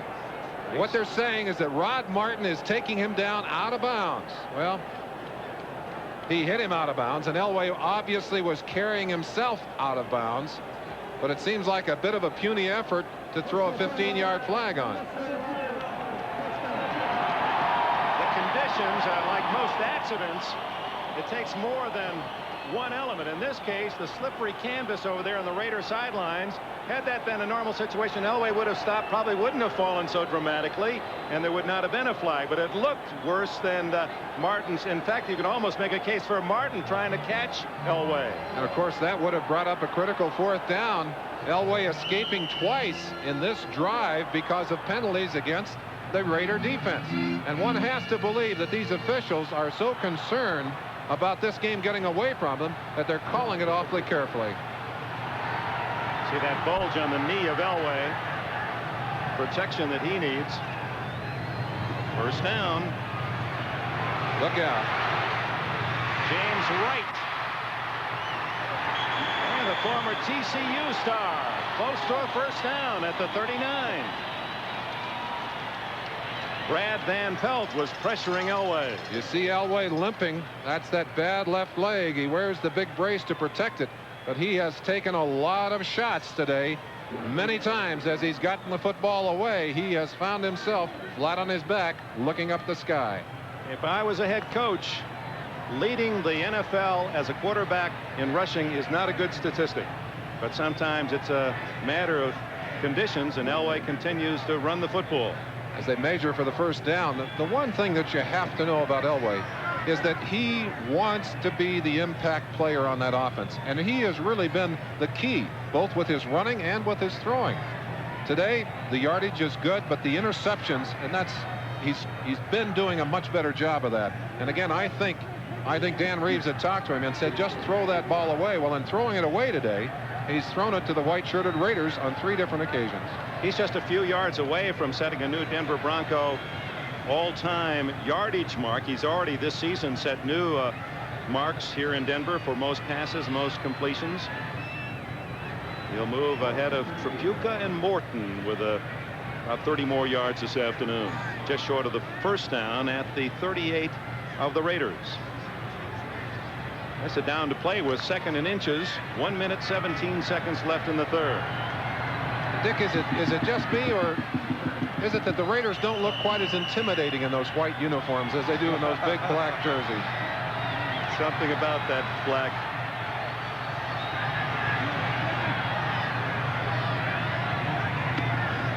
But it's almost become the expected, hasn't it, to go to the pass, 2nd and short, and it's almost intercepted by Turan. Double coverage on Watson. They had Hayes playing behind Watson, and then Turan from a safety spot underneath. Showing his confidence, and we talked about money receivers. This is the guy that Elway wants to go to, and I think, again, credit the velocity of that pass. Turan up there in front of it, but it couldn't get his hands on it. Elway really put some heat on that ball. Christensen, and they go to him, and we've seen that today, and Watson the same. That's the man to watch when you need that yardage on 3rd and short. In this case, it'll be Sewell running for the first down to the 36. Last minute of the 3rd quarter, a tie game in Denver. Dick, even though this Raider team doesn't look quite as intimidating in those white uniforms, I don't think you're going to mistake them for a boys club choir. You know, something that people don't talk much about, but every time the Raiders play somewhere, it's a rivalry. Everybody wants to beat the Raiders. Kansas City, it's the Raiders. That's their main rival. Seattle, it's the Raiders. Here in Denver, it's the Raiders. You know, they like not being liked, though. They work on it. Winder. And again, read so well by the defense of the Raiders. Winder, a long run for him today has been 5 yards.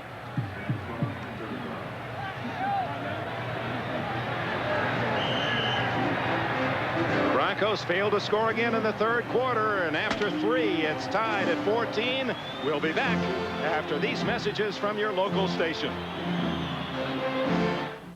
Walter Poindexter's about to make the purchase of a lifetime, a television that will bring primetime alive in his living room. Broncos now driving into field goal range at the 35, 2nd and 8. Good protection for Elway, and now it breaks down, and he is down in the grasp of Sean Jones, 99, who has replaced Lyle Alzado. That's the first sack of the entire game on either side.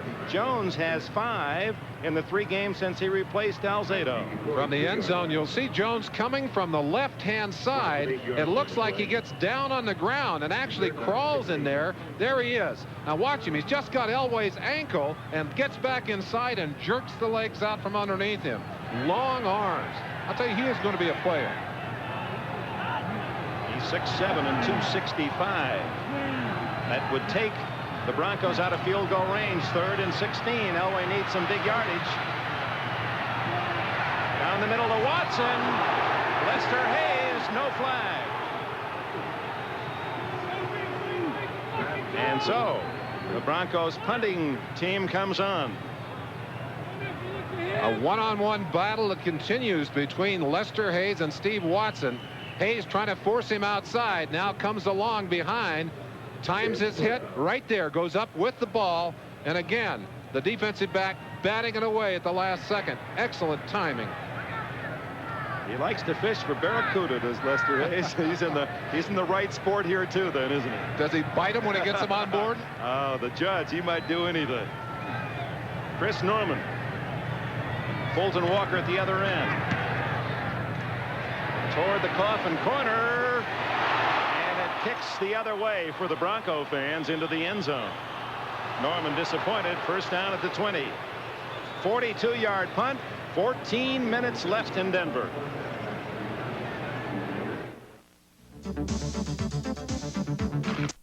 There's the 22-year-old replacement for Lyle Alzado, Sean Jones. Let's not forget his sack of Elway. That took the Broncos out of field goal range and may have denied them the lead. It remains 14 all. And the Raiders have the ball at the 20.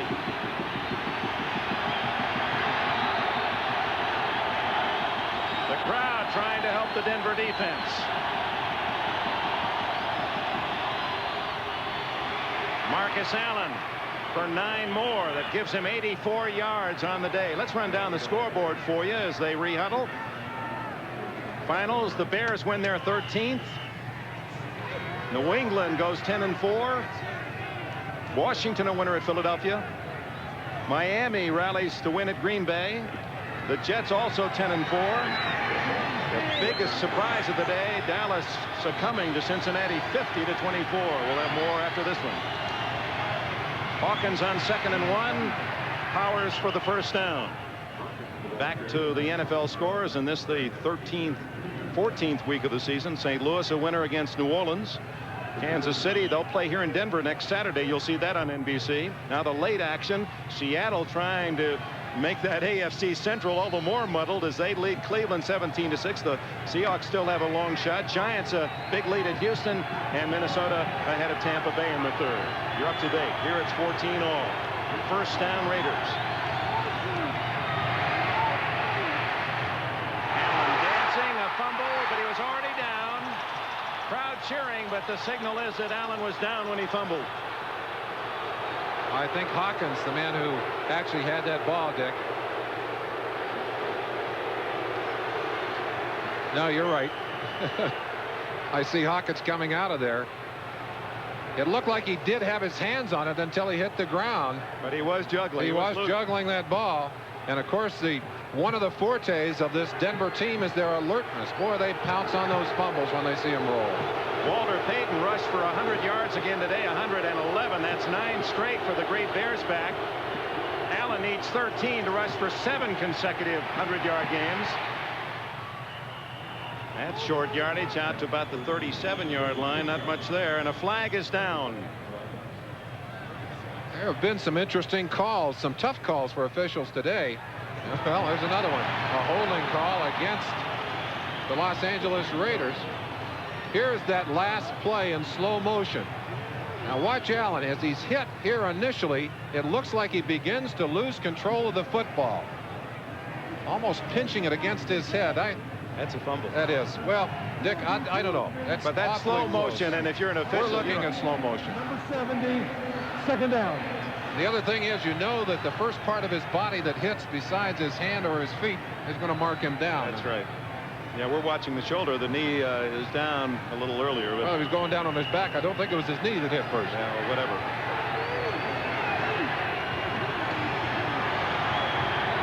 I think we're all guilty of doing too much officiating with that instant replay. Williams right, Hester left. The crowd is in it. And so is Marcus Allen, spinning out to the 35-yard line. That won't be enough for the first down after that 10-yard penalty, but a sizable gain that'll carry him close to 100 yards for the day. Mike Harden is back in the lineup, made the tackle. It's getting colder, and the Raiders from Southern California using the heater. Well, and you know that this has to hurt the Raiders more than it does Denver. They work out. They practice every day in this cold, and they at least can handle it better psychologically, if not physically. 3rd and 8. Wilson uses the rollout. Flag down, intercepted by Denver's Dennis Smith. Will it count? A flag is down. Dennis Smith with the ball. If it's a holding penalty, and it is, that ball will go over, and Dennis Smith has his 2nd interception of the day. He had 4 balls in his hand, 4 opportunities to intercept the ball in the first game between these two teams, and dropped all 4. Well, he hasn't dropped them today, and those 2 interceptions, along with a fingertip knockaway, have been crucial to the Denver defense's success. Good coverage against Todd Christensen, and Dennis Smith has given the Broncos the ball at the 44-yard line. A VHS video camera. And recorder. Oh, well, it's so big. It's a lot more than I expected. This year, bigger isn't better. That's why Sony invented the Handycam. It's so little. A video camera recorder so tiny, it fits in one hand. Just point and shoot to capture 2 hours of rich color. Merry Christmas, Grandpa. And vivid sound on one tiny video cassette. Oh, it's a hat. Then play it back on his little Handycam deck. You can even copy what you've shot on VHS or Beta. Christmas comes just once a year, but the memories can last forever. So instead of a big, bulky gift, give a new Sony Handycam. The little gift that'll go over in a big way. This is the best Christmas ever. Recently, the $12,000 Chrysler LeBaron GTS challenged the $24,000 BMW 528e to a high-performance duel.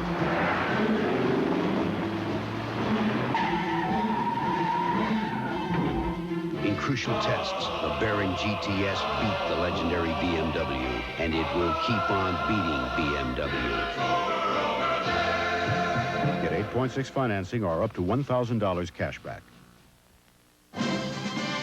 Today's game is brought to you by Plymouth, a division of Chrysler Corporation. Plymouth, the pride is back, born in America again. By the astonishingly simple new Sony Handycam, all the excitement of video movies now in the palm of your hand. And by Minolta, creator of the incredible Maxim Autofocus SLR, only from the mind of Minolta.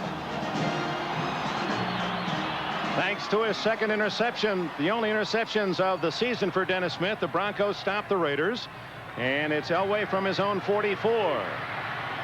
He's in big trouble, and they'll whistle that one dead in the grasp at the 26-yard line. A big loss of Stacy Turan on a safety blitz.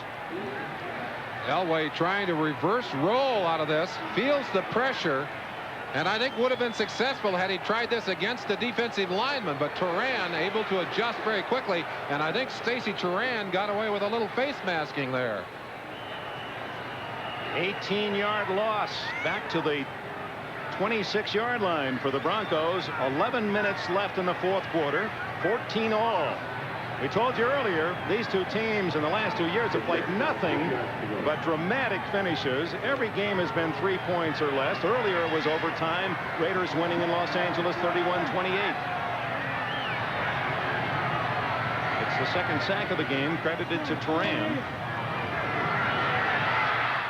Elway stepping up, and almost intercepted. That would have been the third for Mike Haynes. Meanwhile, other action in the NFL. Let's go to Ahmad Rashad. All right, Dick, in Seattle, Darrell Turner, who's only caught 31 balls on the season, but 12 for touchdown, which leads the NFL, does his impression of the moonwalk on this 15-yard touchdown, making the score Seahawks 24, Cleveland 6 in the fourth quarter. So Seattle trying to keep its hopes for a wild card alive, and to drop Cleveland back into a tie with Cincinnati, and then Pittsburgh plays at San Diego tonight. That could be a three-way tie for first in the Central before tomorrow morning. Elway underneath to Vance Johnson, short yardage to the 35, and the Broncos will have to punt. Elway had done a great job of converting on third downs, but I'm afraid that one was a little too large to overcome. Dan Reeves not only has a stocking cap, but he's got those long underwear on to try and keep him warm. And ooh, it is getting bitterly cold here, and with that rain falling, it's finally looking like it's turning to a snow. You're the Rocky Mountain expert. I'm going to deal it to you on all the weather reports. But something is coming down. It is snow. Norman, good kick. Fulton Walker at his 18. 25. And Walker just across the 30-yard line. And with it, a timeout in Denver. 9 minutes, 37 seconds left in a 14 all-time.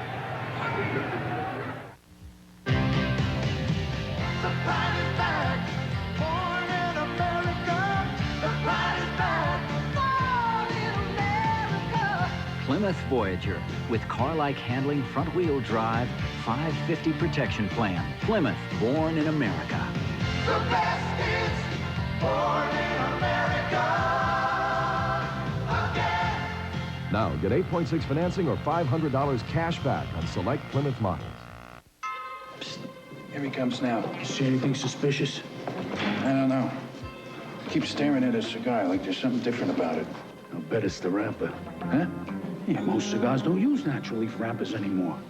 Now, gosh, your Vegas still gives you the rich tobacco taste of natural leaf wrappers. He's still staring at it. Hey, Jimmy, go on over and give him an honest cigar. Gasha Vega, still an honest cigar. He's doing it again.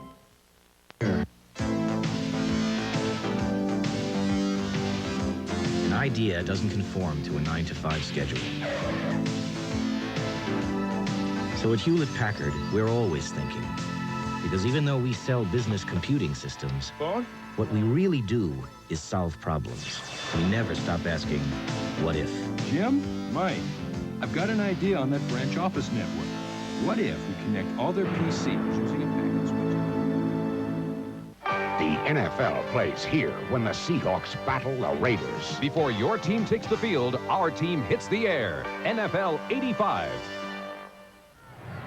Merlin Olsen with the man they finally call Ski Man up in Vail now. That's because they get out of the road.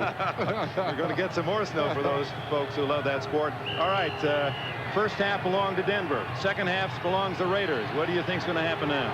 I think the Raiders are a tougher closing team than Denver, although Denver in the past 4 weeks has done nothing but win the close games. They've come from behind in a number of them. Raiders with the ball. Focus will be on Marcus Allen. There he is with the football. And he draws a crowd as he gains a couple. He'll be right at the 100-yard mark, depending on whether that's a 3-yard gain. It'd be 100. Dick, let me tell you about the two people that you've got to feel that responsibility is on. There are game breakers, Marcus Allen and on John Elway. And right now, I think those two men really will determine what happens in the final moments of this ball game. Allen gets only a yard on that carry to 98. Going for his 7th consecutive 100-yard rushing game. He's in motion on this play. 2nd and 9, wide open Hester, and he's got it a first down at the 47 in front of Steve Wilson. 14 yards on the play. Both of these teams have young wide receivers that they're very proud of. Jesse Hester, the Raiders wanted him badly because they want that deep speed. They want that vertical game. Yeah, the Broncos have played well in the 4th, but so have the Raiders. That's been their best period.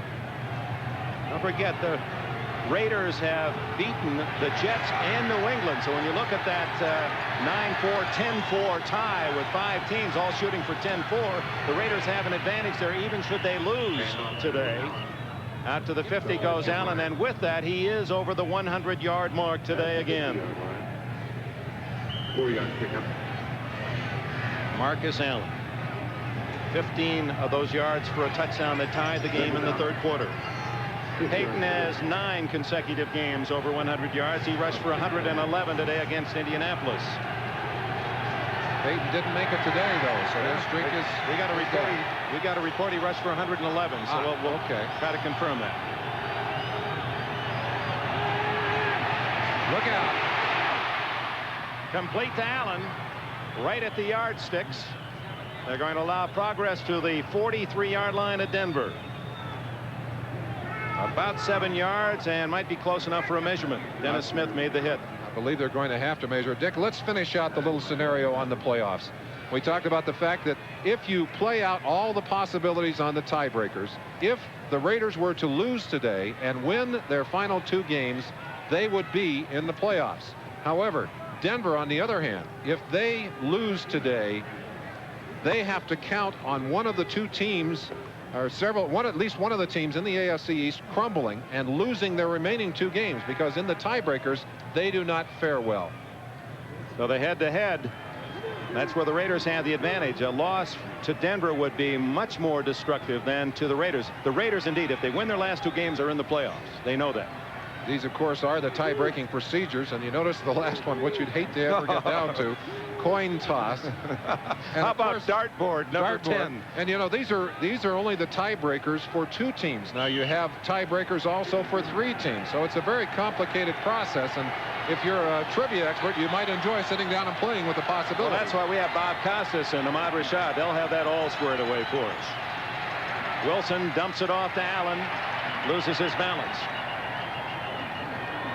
Just to straighten out the business with Walter Payton, because we don't want to alienate anyone, especially in Chicago. Walter Payton rushed for 111 yards today, so that is 9 consecutive games for Payton. The Raiders, as it is with most teams that have great backs, when they rush over 100 yards, their winning percentage is very high. I mentioned earlier Marcus Allen as a candidate for MVP. In my heart, the other guy that I like is Walter Payton. For the decade. For the decade, absolutely. Second down and long. Flag down. Allen finally hit by Foley at the Denver 39. Appeared to me that Andre Townsend, 61, jumped offside. Townsend was offside. He got back once and then tried to guess with the count and came across the second time. There they started to motion it off against the wrong team. Well, do you take the 8-yard gain or the 5 yards and save the down? I think you save the down. Offside, number 61. Repeat the down. 2 Townsends in the defensive lines. Andre and Townsend, of course, Bronco, and Greg Townsend on the other side for the Raiders. And I asked if the 2 were related, and Andre said, well, he said, we played against each other in college, and I asked him if we had relatives, and we tried to find them, but couldn't find a common bond. They look quite a bit alike physically. Both have great speed, and both are coming along within the defensive lines of their 2 teams. Greg Townsend in his 3rd year from TCU, the Raider, and 61 Andre Townsend from University of Mississippi in his 2nd season. 2nd and 8. Look out, Allen. 30, 20, and out of bounds at the 17-yard line. Marcus Allen with his longest run of the afternoon. And he's not going to relinquish the top spot in the NFL rushing derby easily, even though Gerald Riggs had 197 today. Look at how quickly he gets outside with that burst of speed right there, finding the opening hole. Ken Woodard, 52, unable to contain on him, and Marcus gets everything he can before they finally bump him out of bounds. 125 today, and that pushes him over 1,500 yards for the year. At this moment, he is 23 yards behind Gerald Riggs for the #1 spot in the league. Frank Hawkins. And a lot of orange company. 5 minutes and 45 seconds remaining. The clock is running. A tie game at 14. The Raiders are in field goal range, and Chris Barr, he's as cool as the weather. Is that veteran? He has not had, by his own standards, a great year, but he's a veteran kicker. He's not the kind to be rattled by a pressure kick. And doesn't eat away at him when he does not do well. Well, I don't know. At least he hides it better. He hides it pretty well. You can believe he's got some adrenaline pumping right now. 2nd down, 7.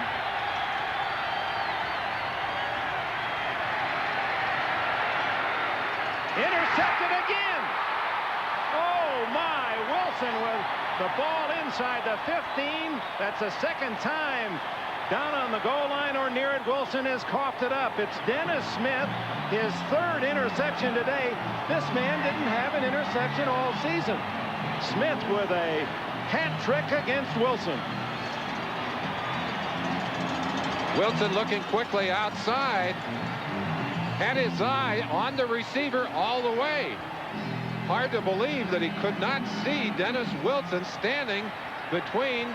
He must just have hit that ball low.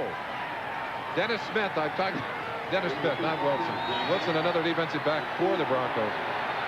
So Mark Wilson's 4th pass intercepted, and the drive is stopped with 5 minutes remaining. The Broncos from their own 21.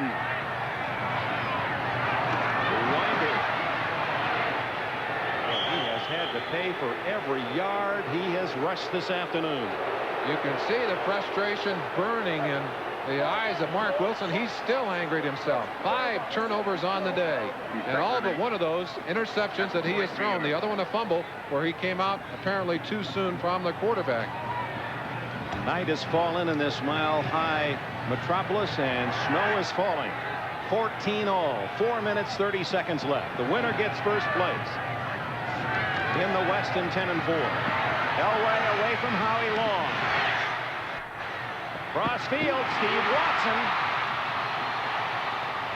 And he's down at the 39, but with it a first down for Denver and 16 yards. Marcus Allen got his team in possession of an opportunity which they've squandered. Now Elway goes to work to try and get his offense down to where they can get a shot at some points. Nice play here. Dangerous pass cross field, but when you have a strong arm like Elway does, you have the confidence to go ahead and throw that kind of pass. Watson and Sampson to the left. And time will be called by the Raiders with 3 minutes and 43 seconds remaining. The score is tied at 14.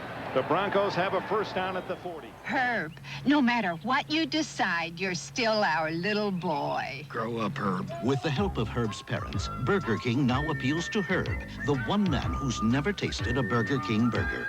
Herb, this is how great burgers are made. Flame-broiled, not fried. Aren't you hungry for Burger King? Of course you are. Herb, do what's good for you. Come to Burger King. There's a word for someone who doesn't do what's good for them. The word is Herb, Mother. The pride is back, born in America. The pride is back, born in America. Plymouth Reliant K.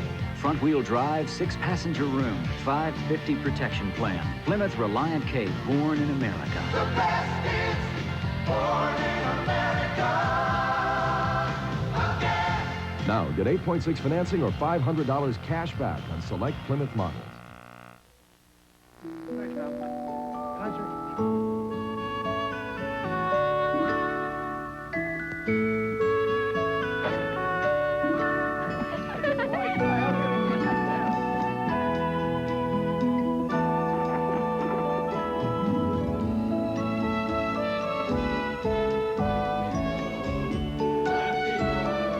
Holiday greetings from Michelob. Where you going? It's Michelob.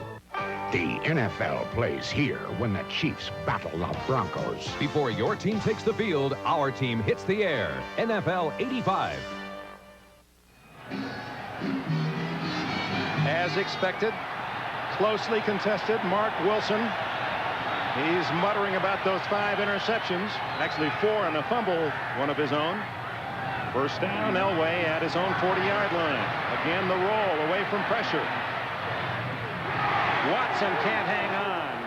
Closely covered by Mike Haynes. At the end of the first half, that foot had a chance to give the Broncos a 17-0 lead, a 35-yard attempt. Rich Carlos keeping that barefoot warm in the snow of Denver. Missed from 35 to the left, and it remained 14-0, and the Raiders immediately 2 touchdowns, third quarter to tie it up. The defense of Rich Carlos, the snap on that particular field goal was not good. The timing was not good between snapper, holder, and kicker.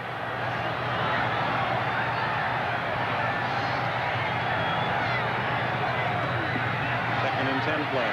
Almost looks like a quarterback draw. Great move by Elway. Dragged down by Sammy Seal, who played his college ball in this part of the country. Seal has been converted from wide receiver to defensive back. Went to Western Colorado State. Elway smiling as he headed back to the huddle, I think because he was able to put a real fake on a tackler at the line of scrimmage and make him miss. Looked like a little of Marcus Allen's work there for a moment. Third down and 5. Last year, 16-13, the Broncos won in Los Angeles. Then here, Denver beat the Raiders in overtime 22-19. This year, overtime, the Raiders 31-28 in Los Angeles, and they're tied in 14 with less than 3 minutes remaining this afternoon. On the blitz, the throw is to Sewell, knocked down shy of the first down at the 48. Rod Martin and James Davis with a hit, and the Broncos will have to punt the ball. Gambling, pressure defense. Stacy Turan all over Elway. He's got a couple of sacks already on the day. He forced Elway to throw that ball before he was ready to throw it. There's Turan, only his second year out of Notre Dame. Elway, a seasoned veteran in his third year from Stanford. Clock running 2:12, and I don't believe they have to punt it till a 2-minute warning. And the Raiders are not going to call a timeout. So 2 minutes remaining. The game is tied. First place in the West at stake in Denver, Colorado. AT&T, the right choice. Miami must beat Houston to clinch the division title. Trailing 17-10, a Marino pass to Nat Moore ties it at 17. On third down with under 4 minutes left from the Oiler 5. Should the Dolphins go with a play-action pass or pitch out to a back? What would you do? Do I hear 3800? Santa Fe? AT&T is in antiques. With AT&T Alliance Teleconferencing Service, an antique dealer can easily hold an auction with clients all over the country at the same time. As clear as if they're in the same room. All right, Chicago, it's yours. Now, another reason to choose AT&T long-distance services. Talk with us. AT&T, the right choice. What did you decide? Instead of passing, Miami crosses up the Oiler defense by pitching to Tony Nathan. Nathan's clutch score secures the division title for Miami. The Dolphins made the right choice. See the breadth of the athletes. Temperature down in the high 20s. Snow falling in Denver. 2 minutes remaining. Fulton Walker has had a sensational career in his 1 year with the Raiders. He's had a great year, and as we mentioned, he's closing in on the record that the Raiders set with Greg Pruitt a couple of years back. Looked like he was not going to get any chances as the Denver Broncos were not punting early, but he's had a couple of fine returns here today. Fulton Walker, will remember him for that kickoff return for a touchdown, the Super Bowl record. And Super Bowl 17 in the Rose Bowl as we look ahead to NBC's role in covering the playoffs. And of course, Super Bowl 20 in the Superdome in New Orleans. It's worth saying again, Walker has done that after playing only 8 games. Missed the first 4 games of the season before he arrived in Los Angeles from Miami, and then did not play in an additional game. Looks as if the Raiders are going to go after Chris Norman. They nearly blocked one earlier in the game. He gets it away. Toward the sidelines. Bad kick. Very way bad. out. That ball's going to be marked around the 25-yard line. Worse than that for Denver, 27. So Norman's problems continue, and the Raiders come up with good field position. The kicking game, so crucial in a game like this. 24 yards on that kick. And let's go back to an attempt at a field goal just before the half. The snap, as you saw, was high and tight. That block that made it difficult for the timing between the holder and the kicker, and Carlos snapped that ball off to the left and missed the field goal that would have given them a 3-point edge in this ball game. Rich Carlos hoping he gets another chance, but it's the Raiders who own the ball. Wilson complete to Todd Christensen at the 39. First down. 1 minute and 43 seconds left. The Raiders without a huddle. Wilson quickly getting his troops back to the line of scrimmage. Calling an audible here. Timeouts. The Raiders have 2 left. Broncos have all 3. Frank Hawkins, a rare target for a pass, and he's out to the 45, a gain of 5+. And Wilson will spend a timeout. 1 minute and 25 seconds left. And 1 timeout remaining for the Los Angeles Raiders. They have the ball in this 14 all time.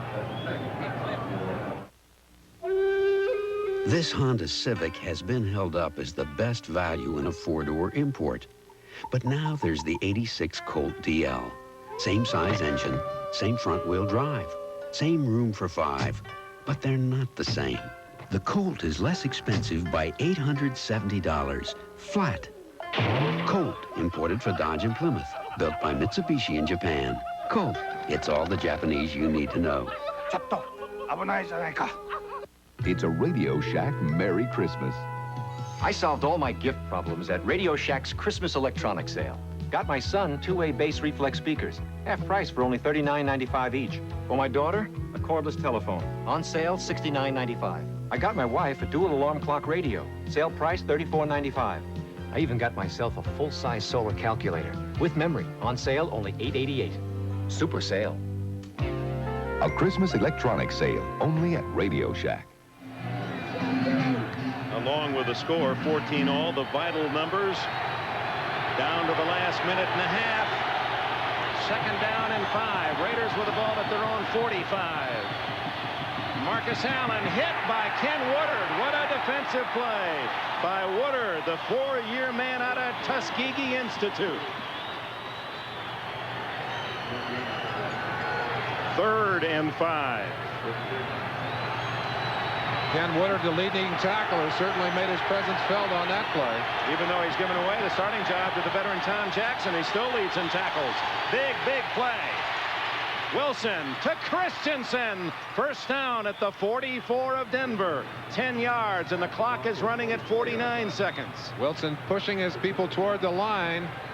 He'll try and get an audible call. You see him yelling out to his troops on the sideline, and Barr warming himself up. His longest this year, 49 yards last week. This one thrown up and out of play. As Rulon Jones with the pressure on Wilson. Clock stops. 34 seconds left. Mark simply would not take the sack, and wisely so. Wants to at least get field goal position for an opportunity to put 3 on the board. If he can't, gets the touchdown. A 49-yard field goal is basically a 32-yard line for the line of scrimmage. So that just gives you some bearing. 32-yard line is where the Raiders would like to get, or better, to give Barr a chance to win it. Second and 10. Patrick Boland, the enthusiastic owner of the Broncos. It's going to be hard to hear the signals out there right now.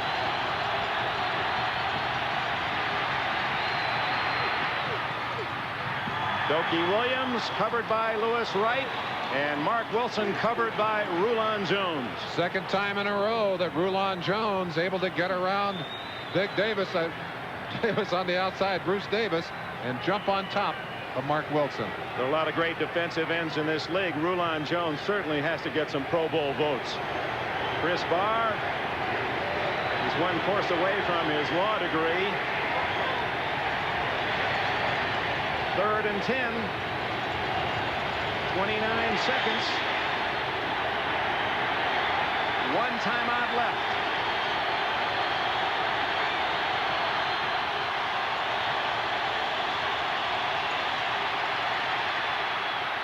Christensen through his hands.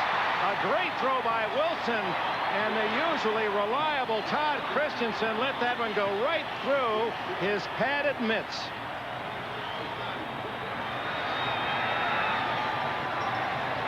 We said it early. You go to the money men, and Christensen has been so reliable, and yet in a situation where they desperately need it, he dropped the football.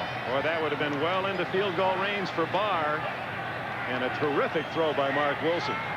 23 seconds left, and apparently now the Raiders to give up the football, and looks more and more as if we're going to have an extra period here in Denver, and that's just true to form to follow the last 3 games of these 2 teams.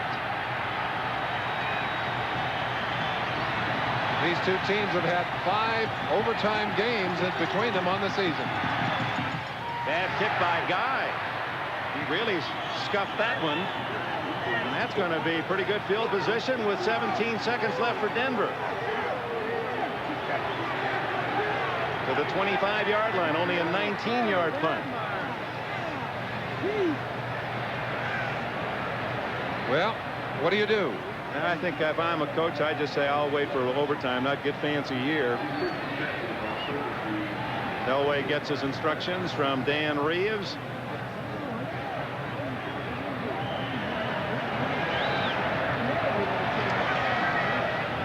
We're pleased that you're with us throughout the United States and Canada for this dramatic battle. One thing you don't want to do here is drop the football. You don't want to turn it over. They're going to go after. Clint Sampson Boy, that's where you could fumble the ball and you're in field goal range the other way. Clock stopped with 10 seconds left. A 6-yard pass. That would have to come under the category of a gamble by Denver. One of the things you have to admire about Reeves is he's willing to go after you. He's willing to gamble at all. Christensen, who likes to write poetry. Maybe a nasty verse for the fourth quarter today. Barr saying, hey, he took the pressure off me, big guy. I'll wait till overtime. Meanwhile, Rich Karlis, you never know. Somehow it always seems such an incredible contradiction. If you were to invite a friend from outer space to their first game and say the game is football and it started because the foot and the ball, and then you see a guy in the snow with a bare foot trying to win the game. And it's getting colder here, and I'm sure that foot is getting colder. One of the reasons I'm sure he's kicking is to try and keep it warm, because even if he doesn't have a field goal opportunity, he may well be called upon to kick off if Denver loses the toss. Pretty good statistic I saw this week on, and coaches complain about the toss of the coin, say it gives the team that wins the toss such an advantage, but it's almost 500 whether you win or lose the toss as to who wins in overtime. So it isn't a significant correlation. If you have the choice, though, you'll take the pumpkin. You want the pumpkin. You want it in your hands. Well, it looks as if they're going to gamble on another desperation pass with 10 seconds left. No, a little handoff to Winder. 35, 40, 45, 47. 3 seconds left. Timeout, Denver. I think what we'll see now will be 3 wide receivers, or 4 perhaps, on the same side. They'll throw that Big Ben pass and try and force a penalty. If they can get a penalty on the defense and they're far enough down the field, Karlis may get his opportunity. Well, there's one other option. If they can fly Ahmad Rashad in here, because he was the guy who always seemed to be where the ball was when it was knocked around 10 times.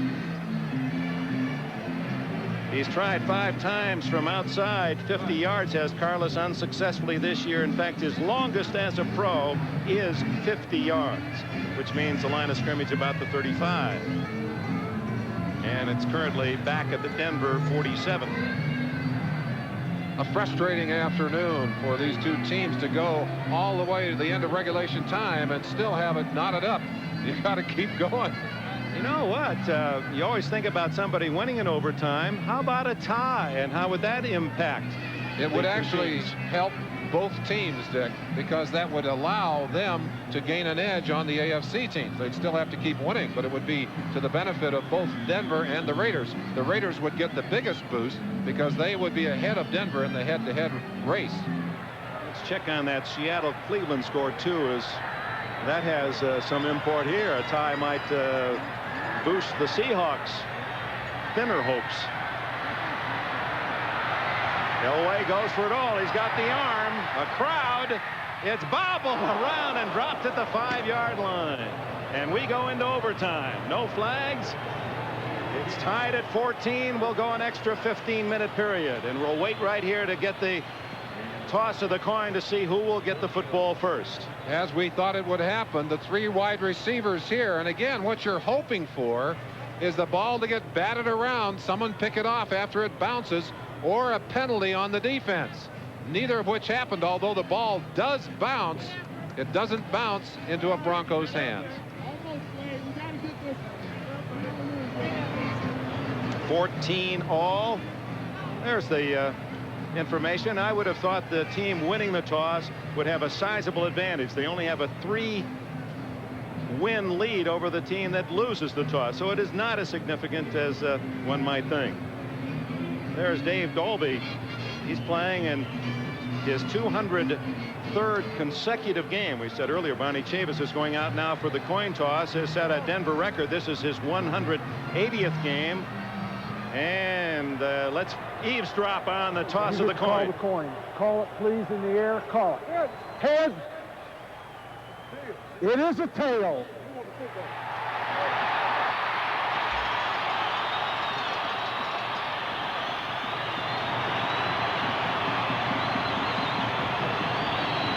The Broncos will get the first opportunity into overtime in Denver, tied at 14. Tomorrow night's TV bloopers are the wildest ever, with a tall practical joke on Joan Van Ark and pro basketball bloopers that'll knock your socks off. Place a new unwrapped toy in the hands of a needy child. Support WNBC TV and the Marine Corps Reserve's Toys for Tots program. Call 212-755-7846. Casio presents the Johnson 5. Rick Johnson on drums. Johnson on bass. On guitar. On piano. Rick Johnson on trumpet. In other words, Rick Johnson on a Casio MT100. With a graphic equalizer, built-in rhythms, and one-finger Casio chord, it's easy to play. And it's battery-powered so you can take it on the road. Casio keyboards for the Johnson 5, the Smith 5. When the good cooks at Campbell's set out to make a new dry soup mix, they did it in that Campbell tradition of quality that goes back to 1869. That's why they put in all that good stuff, like golden egg noodles and more noodles, tender all-white meat chicken, and more chicken. So you get that homemade taste in every box. Introducing Campbell's Dry Soup Mixes. More homemade taste from the good cooks at Campbell. Christmas in Rockefeller Center, Monday at 7:30. The Raiders lost in San Diego 40-35 in overtime and beat Denver a couple of weeks ago in the Coliseum 31-28. It's tied at 14. 3-minute intermission. Meanwhile, up in Seattle, the score, the Seahawks 31, Cleveland 13. That's with just less than 3 minutes left. So apparently Seattle will go 8-6 and the Browns will drop back to 7-7. You see Denver and Dan Reeves, fourth overtime this year for Reeves. He's going to get old in a hurry, this young man. One of those overtime wins came over the San Diego Chargers, a game in which Dennis Smith, who's had such a big day today, blocked 2 consecutive field goals, and one of those picked up by Louis Wright, carried all the way back for a touchdown. That was with Bob Thomas trying to hit a field goal that would have won it for the Chargers in overtime. Smith picked up the blocked field goal and raced for a touchdown and a miracle win for Denver. And later tonight, it's Pittsburgh at San Diego, and the Steelers 6-7, losers to Denver last week at home. With a win, will tie it up. It'll be a 3-way tie in the Central. But right now, the focus on the AFC West. In case you just joined us, all 3 leading teams in the East, Miami, New England, the Jets, all won today. They're 10-4. The winner here will go 10-4 as Denver and the Los Angeles Raiders tied for first in the West. Boy, the competitiveness of especially the 3 divisional races in the AFC. Barr roots it deep. They won't return that one, I don't believe. Broncos will start from their 20-yard line. We'd like to remind all of you that following our football coverage, if possible, we'll join the Punky Brewster program in progress. In addition, all remaining NBC Network evening programs will be seen over most of these stations except for Pacific Time Zone and some Mountain Time Zone stations where the programs will be seen at their regular times. A big lineup on Sunday night with Final Jeopardy, the NBC Sunday night movie. The finale at 9 o'clock Eastern Time.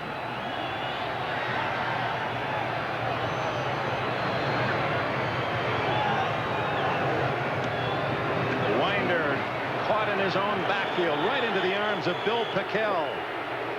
The 3-year man from Rutgers, right there to grab Lang for a couple of yards, not Lang, but Winder for a 2-yard loss. The late games being played, Seattle in the final minutes apparently to beat Cleveland.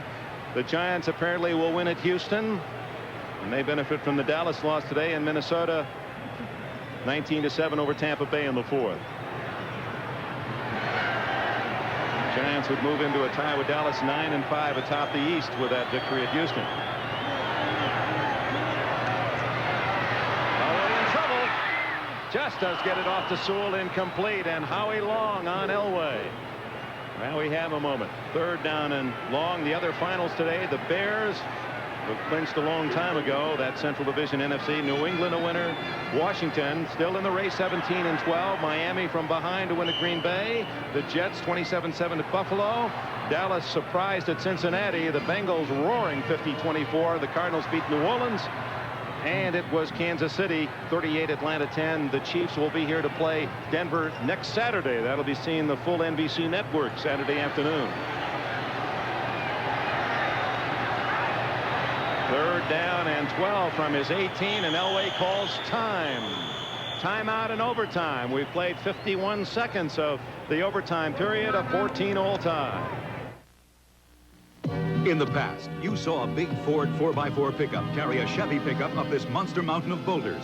But now we're going to top ourselves by carrying a Chevy and towing a Dodge pickup up the same mountain. Because this year, Ford has the most powerful lineup of V8 engines. In 12, you have to think about the possible punt from deep in Denver's own end, and Norman from the University of South Carolina has not kicked well the last 4 games. He did get one good kickoff today, one that rolled for 55 yards, but even with a 55-yarder, his average today is only 42. And the problem he's had is that very often he's been line driving the ball. Now he's kicking to Fulton Walker, or if they can't get big yardage here, he will be kicking to Fulton Walker. And you better believe there are some interesting thoughts going through his head right now. Biggest game of the year, both teams admitting that coming in. Yesterday, even in a loose practice, even the fun was intense for the Broncos. And the Raiders this morning, nobody slept in. They were all there early, bright and early, and bushy-tailed. Shotgun, 3rd and 12. Stunt. Elway spinning out. Gunning, complete. Oh, Johnson drops the ball. That would have been a first down at the 35. The rookie Vance Johnson unable to hold on. And just as Todd Christensen had dropped a crucial pass earlier, Vance Johnson, the young rookie who has come on so strong for these Broncos, drops enough yardage for the first down. Elway gunning the football to him, has it in his arms, but he couldn't handle it. Buried it right in his chest. So here's Norman to punt. He'll kick it from around his own 8-yard line with Fulton Walker dangerous to return at the Raider 41.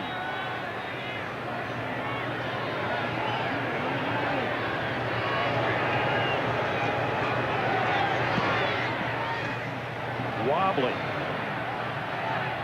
43, 45, 50, 47-yard line, 46 goes Fulton Walker, and the Raiders begin on Denver's half of the field.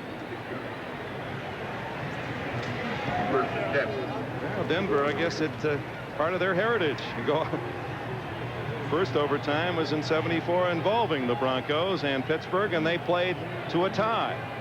As you see that snow falling, it's not hard to figure that for all the skill positions, as you get colder, it gets more difficult to handle that football. Not impossible to see or think about a fumble here along the way. 39-yard punt, 13-yard return. Wilson starts from the Denver 45. Give it to Marcus Allen for a couple. Mecklenburg, Jones, and Wilson all in on the stop. Thomas Jackson there as well. Mecklenburg has been in on a number of tackles today, but he has not had the impact day that he had last week with his 4 sacks and 2 forced fumbles, and you've got to credit this Raider offense for being able to contain him. That's a new Raider record, 325 carries for Marcus Allen, whose yardage this year over 1,500 yards, also a Raider record. Broke Mark Van Egan's mark. Wilson. Dokie Williams, no. He trapped the ball. Dokie Williams, who came into this game with 43 catches, has not caught one today. That's a surprising statistic. He had that ball in his hands, but his feet slipped out from underneath him. He couldn't handle it. Watch right at the end of this play. Dokie comes back. You see that turf shooting out from underneath his feet? He just couldn't hang on with those boots in the ground and unable to handle a football. 3rd and 8, and the crowd comes back into the picture.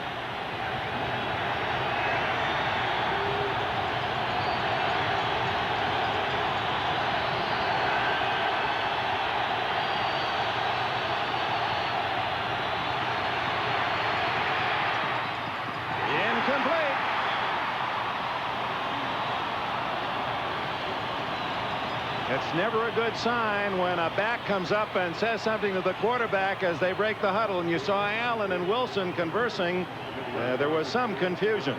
I think he wanted Marcus Allen in that pattern, but Allen was forced to pick up a blitzing linebacker. And that made it difficult for Mark Wilson, who went downfield. Here they come out of the huddle. Wilson setting his line, and then Marcus. I think just asking him the snap count. You saw the quick bark. I think he just told him what the snap count was. So despite good field position on the punt return, Guy has to punt it away. Aiming, and it looks as if it's a good kick. It's a dandy. It'll be inside the 10. No. Well, not as good as it appeared from this angle. 12-yard line. Well, 2 weeks to go. So, what was it today? Of the 28 teams, 21 were still legitimately in the playoff fight. Well, here's our lineup. NFL 85, of course, the Saturday game, full network, will feature Kansas City here at Denver. Then on Sunday, starting 12:30 Eastern with NFL 85, you see those games early. And then Seattle and the Raiders on Sunday. The Raiders, well, it'll depend on what happens today. They win, they have a 2-game lead on Seattle. If they lose, Seattle goes into the Coliseum only 1 behind Los Angeles, having beaten the Raiders in Seattle. Well, the wild card will still be a part of it. And the drama continues. First, the business here in the snow of overtime in Denver, and it's snowing harder. Elway, pressure, dumps it to Winder. Is that a completed pass? Yes. Oh, my. And fortunately, Winder kicked it out of bounds. That was a live ball. Now they're going to question whether he had contained. The other official on the sideline asking him if he had possession of that football. Now they're saying no. And that's exactly what we talked about with the cold weather. The hands getting cold out there. It's getting harder to contain that football. Oh, Elway rolling, will throw to Winder. And does Winder have possession? 1 step, 2 step, but he did not have control of the ball. Ball kicked out of bounds by the Raider defender. That's a good call. A correction made by the officials. Incomplete pass. Producer Larry Cirillo and Director Teddy Nathanson on top of that one. They picked it up for us. They're the artists of this company. At the 12, 2nd and 10.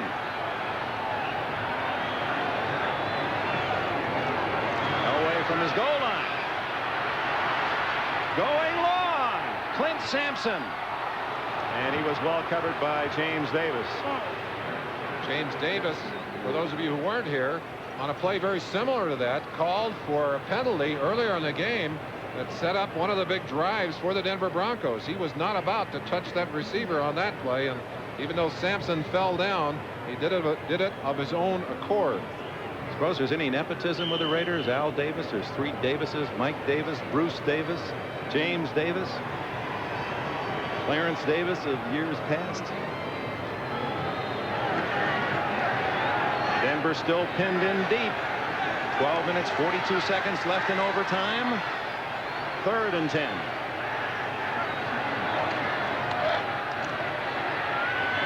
Good protection this one. The pass overthrown. Vance Johnson along the near sidelines. Feeling the heat. We welcome those of you who have been watching the game from the Kingdome in Seattle, where the Seahawks have defeated the Cleveland Browns. This is Dick Enberg with Merlin Olsen at Mile High Stadium in Denver, Colorado. Starting in the 2nd half, we've had light snow. It's snowing harder now than at any time. It is not affecting play, however. The Raiders rallying from a 14-0 deficit in the 2nd half. 2 touchdowns in the 3rd quarter. Tying the game at 14, and we're in overtime. Each team has had a possession, unable to move the ball effectively. But now the Broncos, Chris Norman will have to kick from around his own goal line, and Fulton Walker waiting at midfield. The Raiders should get good field position out of it. It's a short kick to the 46.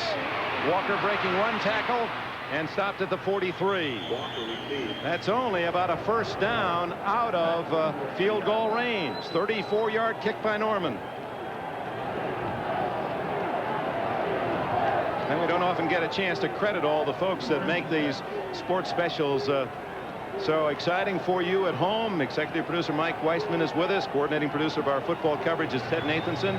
Today's production, Larry Cirillo, the head man with a whip, directed by Ted Nathanson. John J. Filippelli produces the NFL 85 show, and Bucky Gunts is the director back in New York City. Marcus Allen for one. In case you are just joining us, Marcus Allen for the 7th consecutive game over the 100-yard mark. He has around 128 yards today. He relinquished his lead earlier today for the NFL rushing lead to Gerald Riggs, the fine back with the Atlanta Falcons. He's now only about 10 yards behind Riggs for the lead. Defense is certainly dominating in the 4th quarter, and here in overtime, neither offense able to get anything going. Wilson on a passing down. He's been intercepted 4 times today. But it's Allen again, dragging orange jerseys with him to the 37, where it will be 3rd and 4. Tony Lilly, the first man there, and Chris Barr, the placement kicker for the Raiders. He won in overtime the game against the Broncos 2 weeks ago in Los Angeles. He was very happy to have that chance. He'd missed a kick in the closing moments of the game that would have won for them, and then came back with one to actually win the ball game. But Dick, twice in a row they've gone to Marcus Allen. They've gone to the game breaker. Let's see what they do on a 3rd down and 3.5.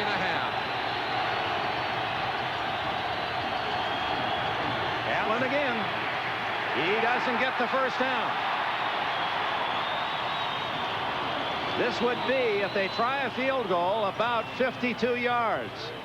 And they're not going to attempt it. Ray Guy and the punting unit has started on the field. Mark Wilson over to argue. I think he wanted to have a shot at it. He said, hey, we're not that far out. We can't gain that much by a punt. But their defense is playing so well that I think they want to turn it over to the defense. Count on Ray Guy, who's been kicking extremely well all year, to try and put it out inside the 10-yard line. 4th and 2 from the 35. Would they try a fake punt here? The up back is Hawkins.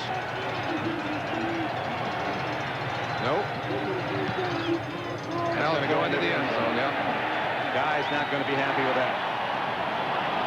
So for the Broncos, who have started deep in their own end, Elway has a little more breathing room. He gets to begin at the 20-yard line. Well, I think Wilson at least would have liked another opportunity at it. They pick up, what, 20? Not even that much, Dick. No, only, well, the line of scrimmage was the 30, only 10 yards. 15 yards. 15 yards on the punt. And I think that's what Mark Wilson was trying to say to Tom Flores on the sideline. You start to see some of the snow gathering on the grass surface here at Mile High Stadium. Elway is dropped for a loss, and he fumbles, and the Raiders have recovered. 93, Townsend. Greg Townsend falls on the fumble of Elway inside the 10. Pressure on John Elway. They shook that ball loose. It looked like Big Bill Piquel from the inside getting a piece of that sack. And Townsend, who's been alert all day long on the outside, pounces on that football. And the Raiders have a wonderful opportunity here to finish it all. And they're not going to waste any time. Chris Barr in the field goal unit is on. Barr will try a relatively short field goal. As you see the fumble again. It was Howie Long on the sack. As Howie just drove right through the arms of one of the blockers. It looked like Paul Howard, number 60, blocking on him. Denver calls time to try to cool off Barr's hopes. We'll be right back. Tomorrow is taking shape at a company called TRW. As you can see from the direction of the snow, the wind is with Barr. It's blowing toward the uprights. The fumble recovered at the 8-yard line. And Barr has been perfect from this range. Now, in the overtime game here in Denver, when San Diego went for a winning field goal, but it was from farther range, Dennis Smith was the man to watch with a block, and Smith went all the way for a Bronco touchdown. Actually knocked it down. Louis Wright picked it up and went. He blocked 2 in a row, which was rather remarkable. And he is the finest athlete, they say, on this Bronco team. And I'm sure But I'm also sure that Steve Wertmeyer, who coaches those special teams for the Raiders, has alerted all of the Raiders to his blocking ability as well. As you look at it, Smith is lined up to the right. 26 yards for first place. The Raiders go home 10-4. First place in the West belongs to Tom Flores, silver and black. And a sudden pall falls over this stadium full of proud Bronco fans who've got to be proud of the way Dan Reeves and his team fought today. But what a bitter way to have to lose it. A fumble and an immediate shot at a field goal.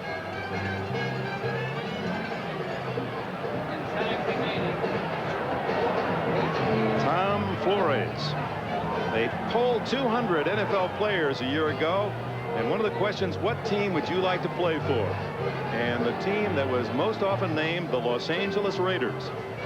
Tom Flores' team, they've been in the playoffs 14 of the last 18 years. They've won 3 Super Bowls in the last 9 years, and this field goal by Barr kindles hopes that they will have another big season at the close of this 85 year. Don't go away. We'll try to meet some of the stars of this game. NFL 85 will be back with all the scores. We'll try to get an interview for you after these messages from your local station.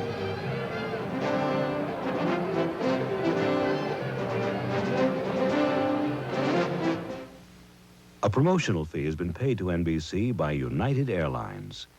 You're not just flying, you're flying the friendly skies.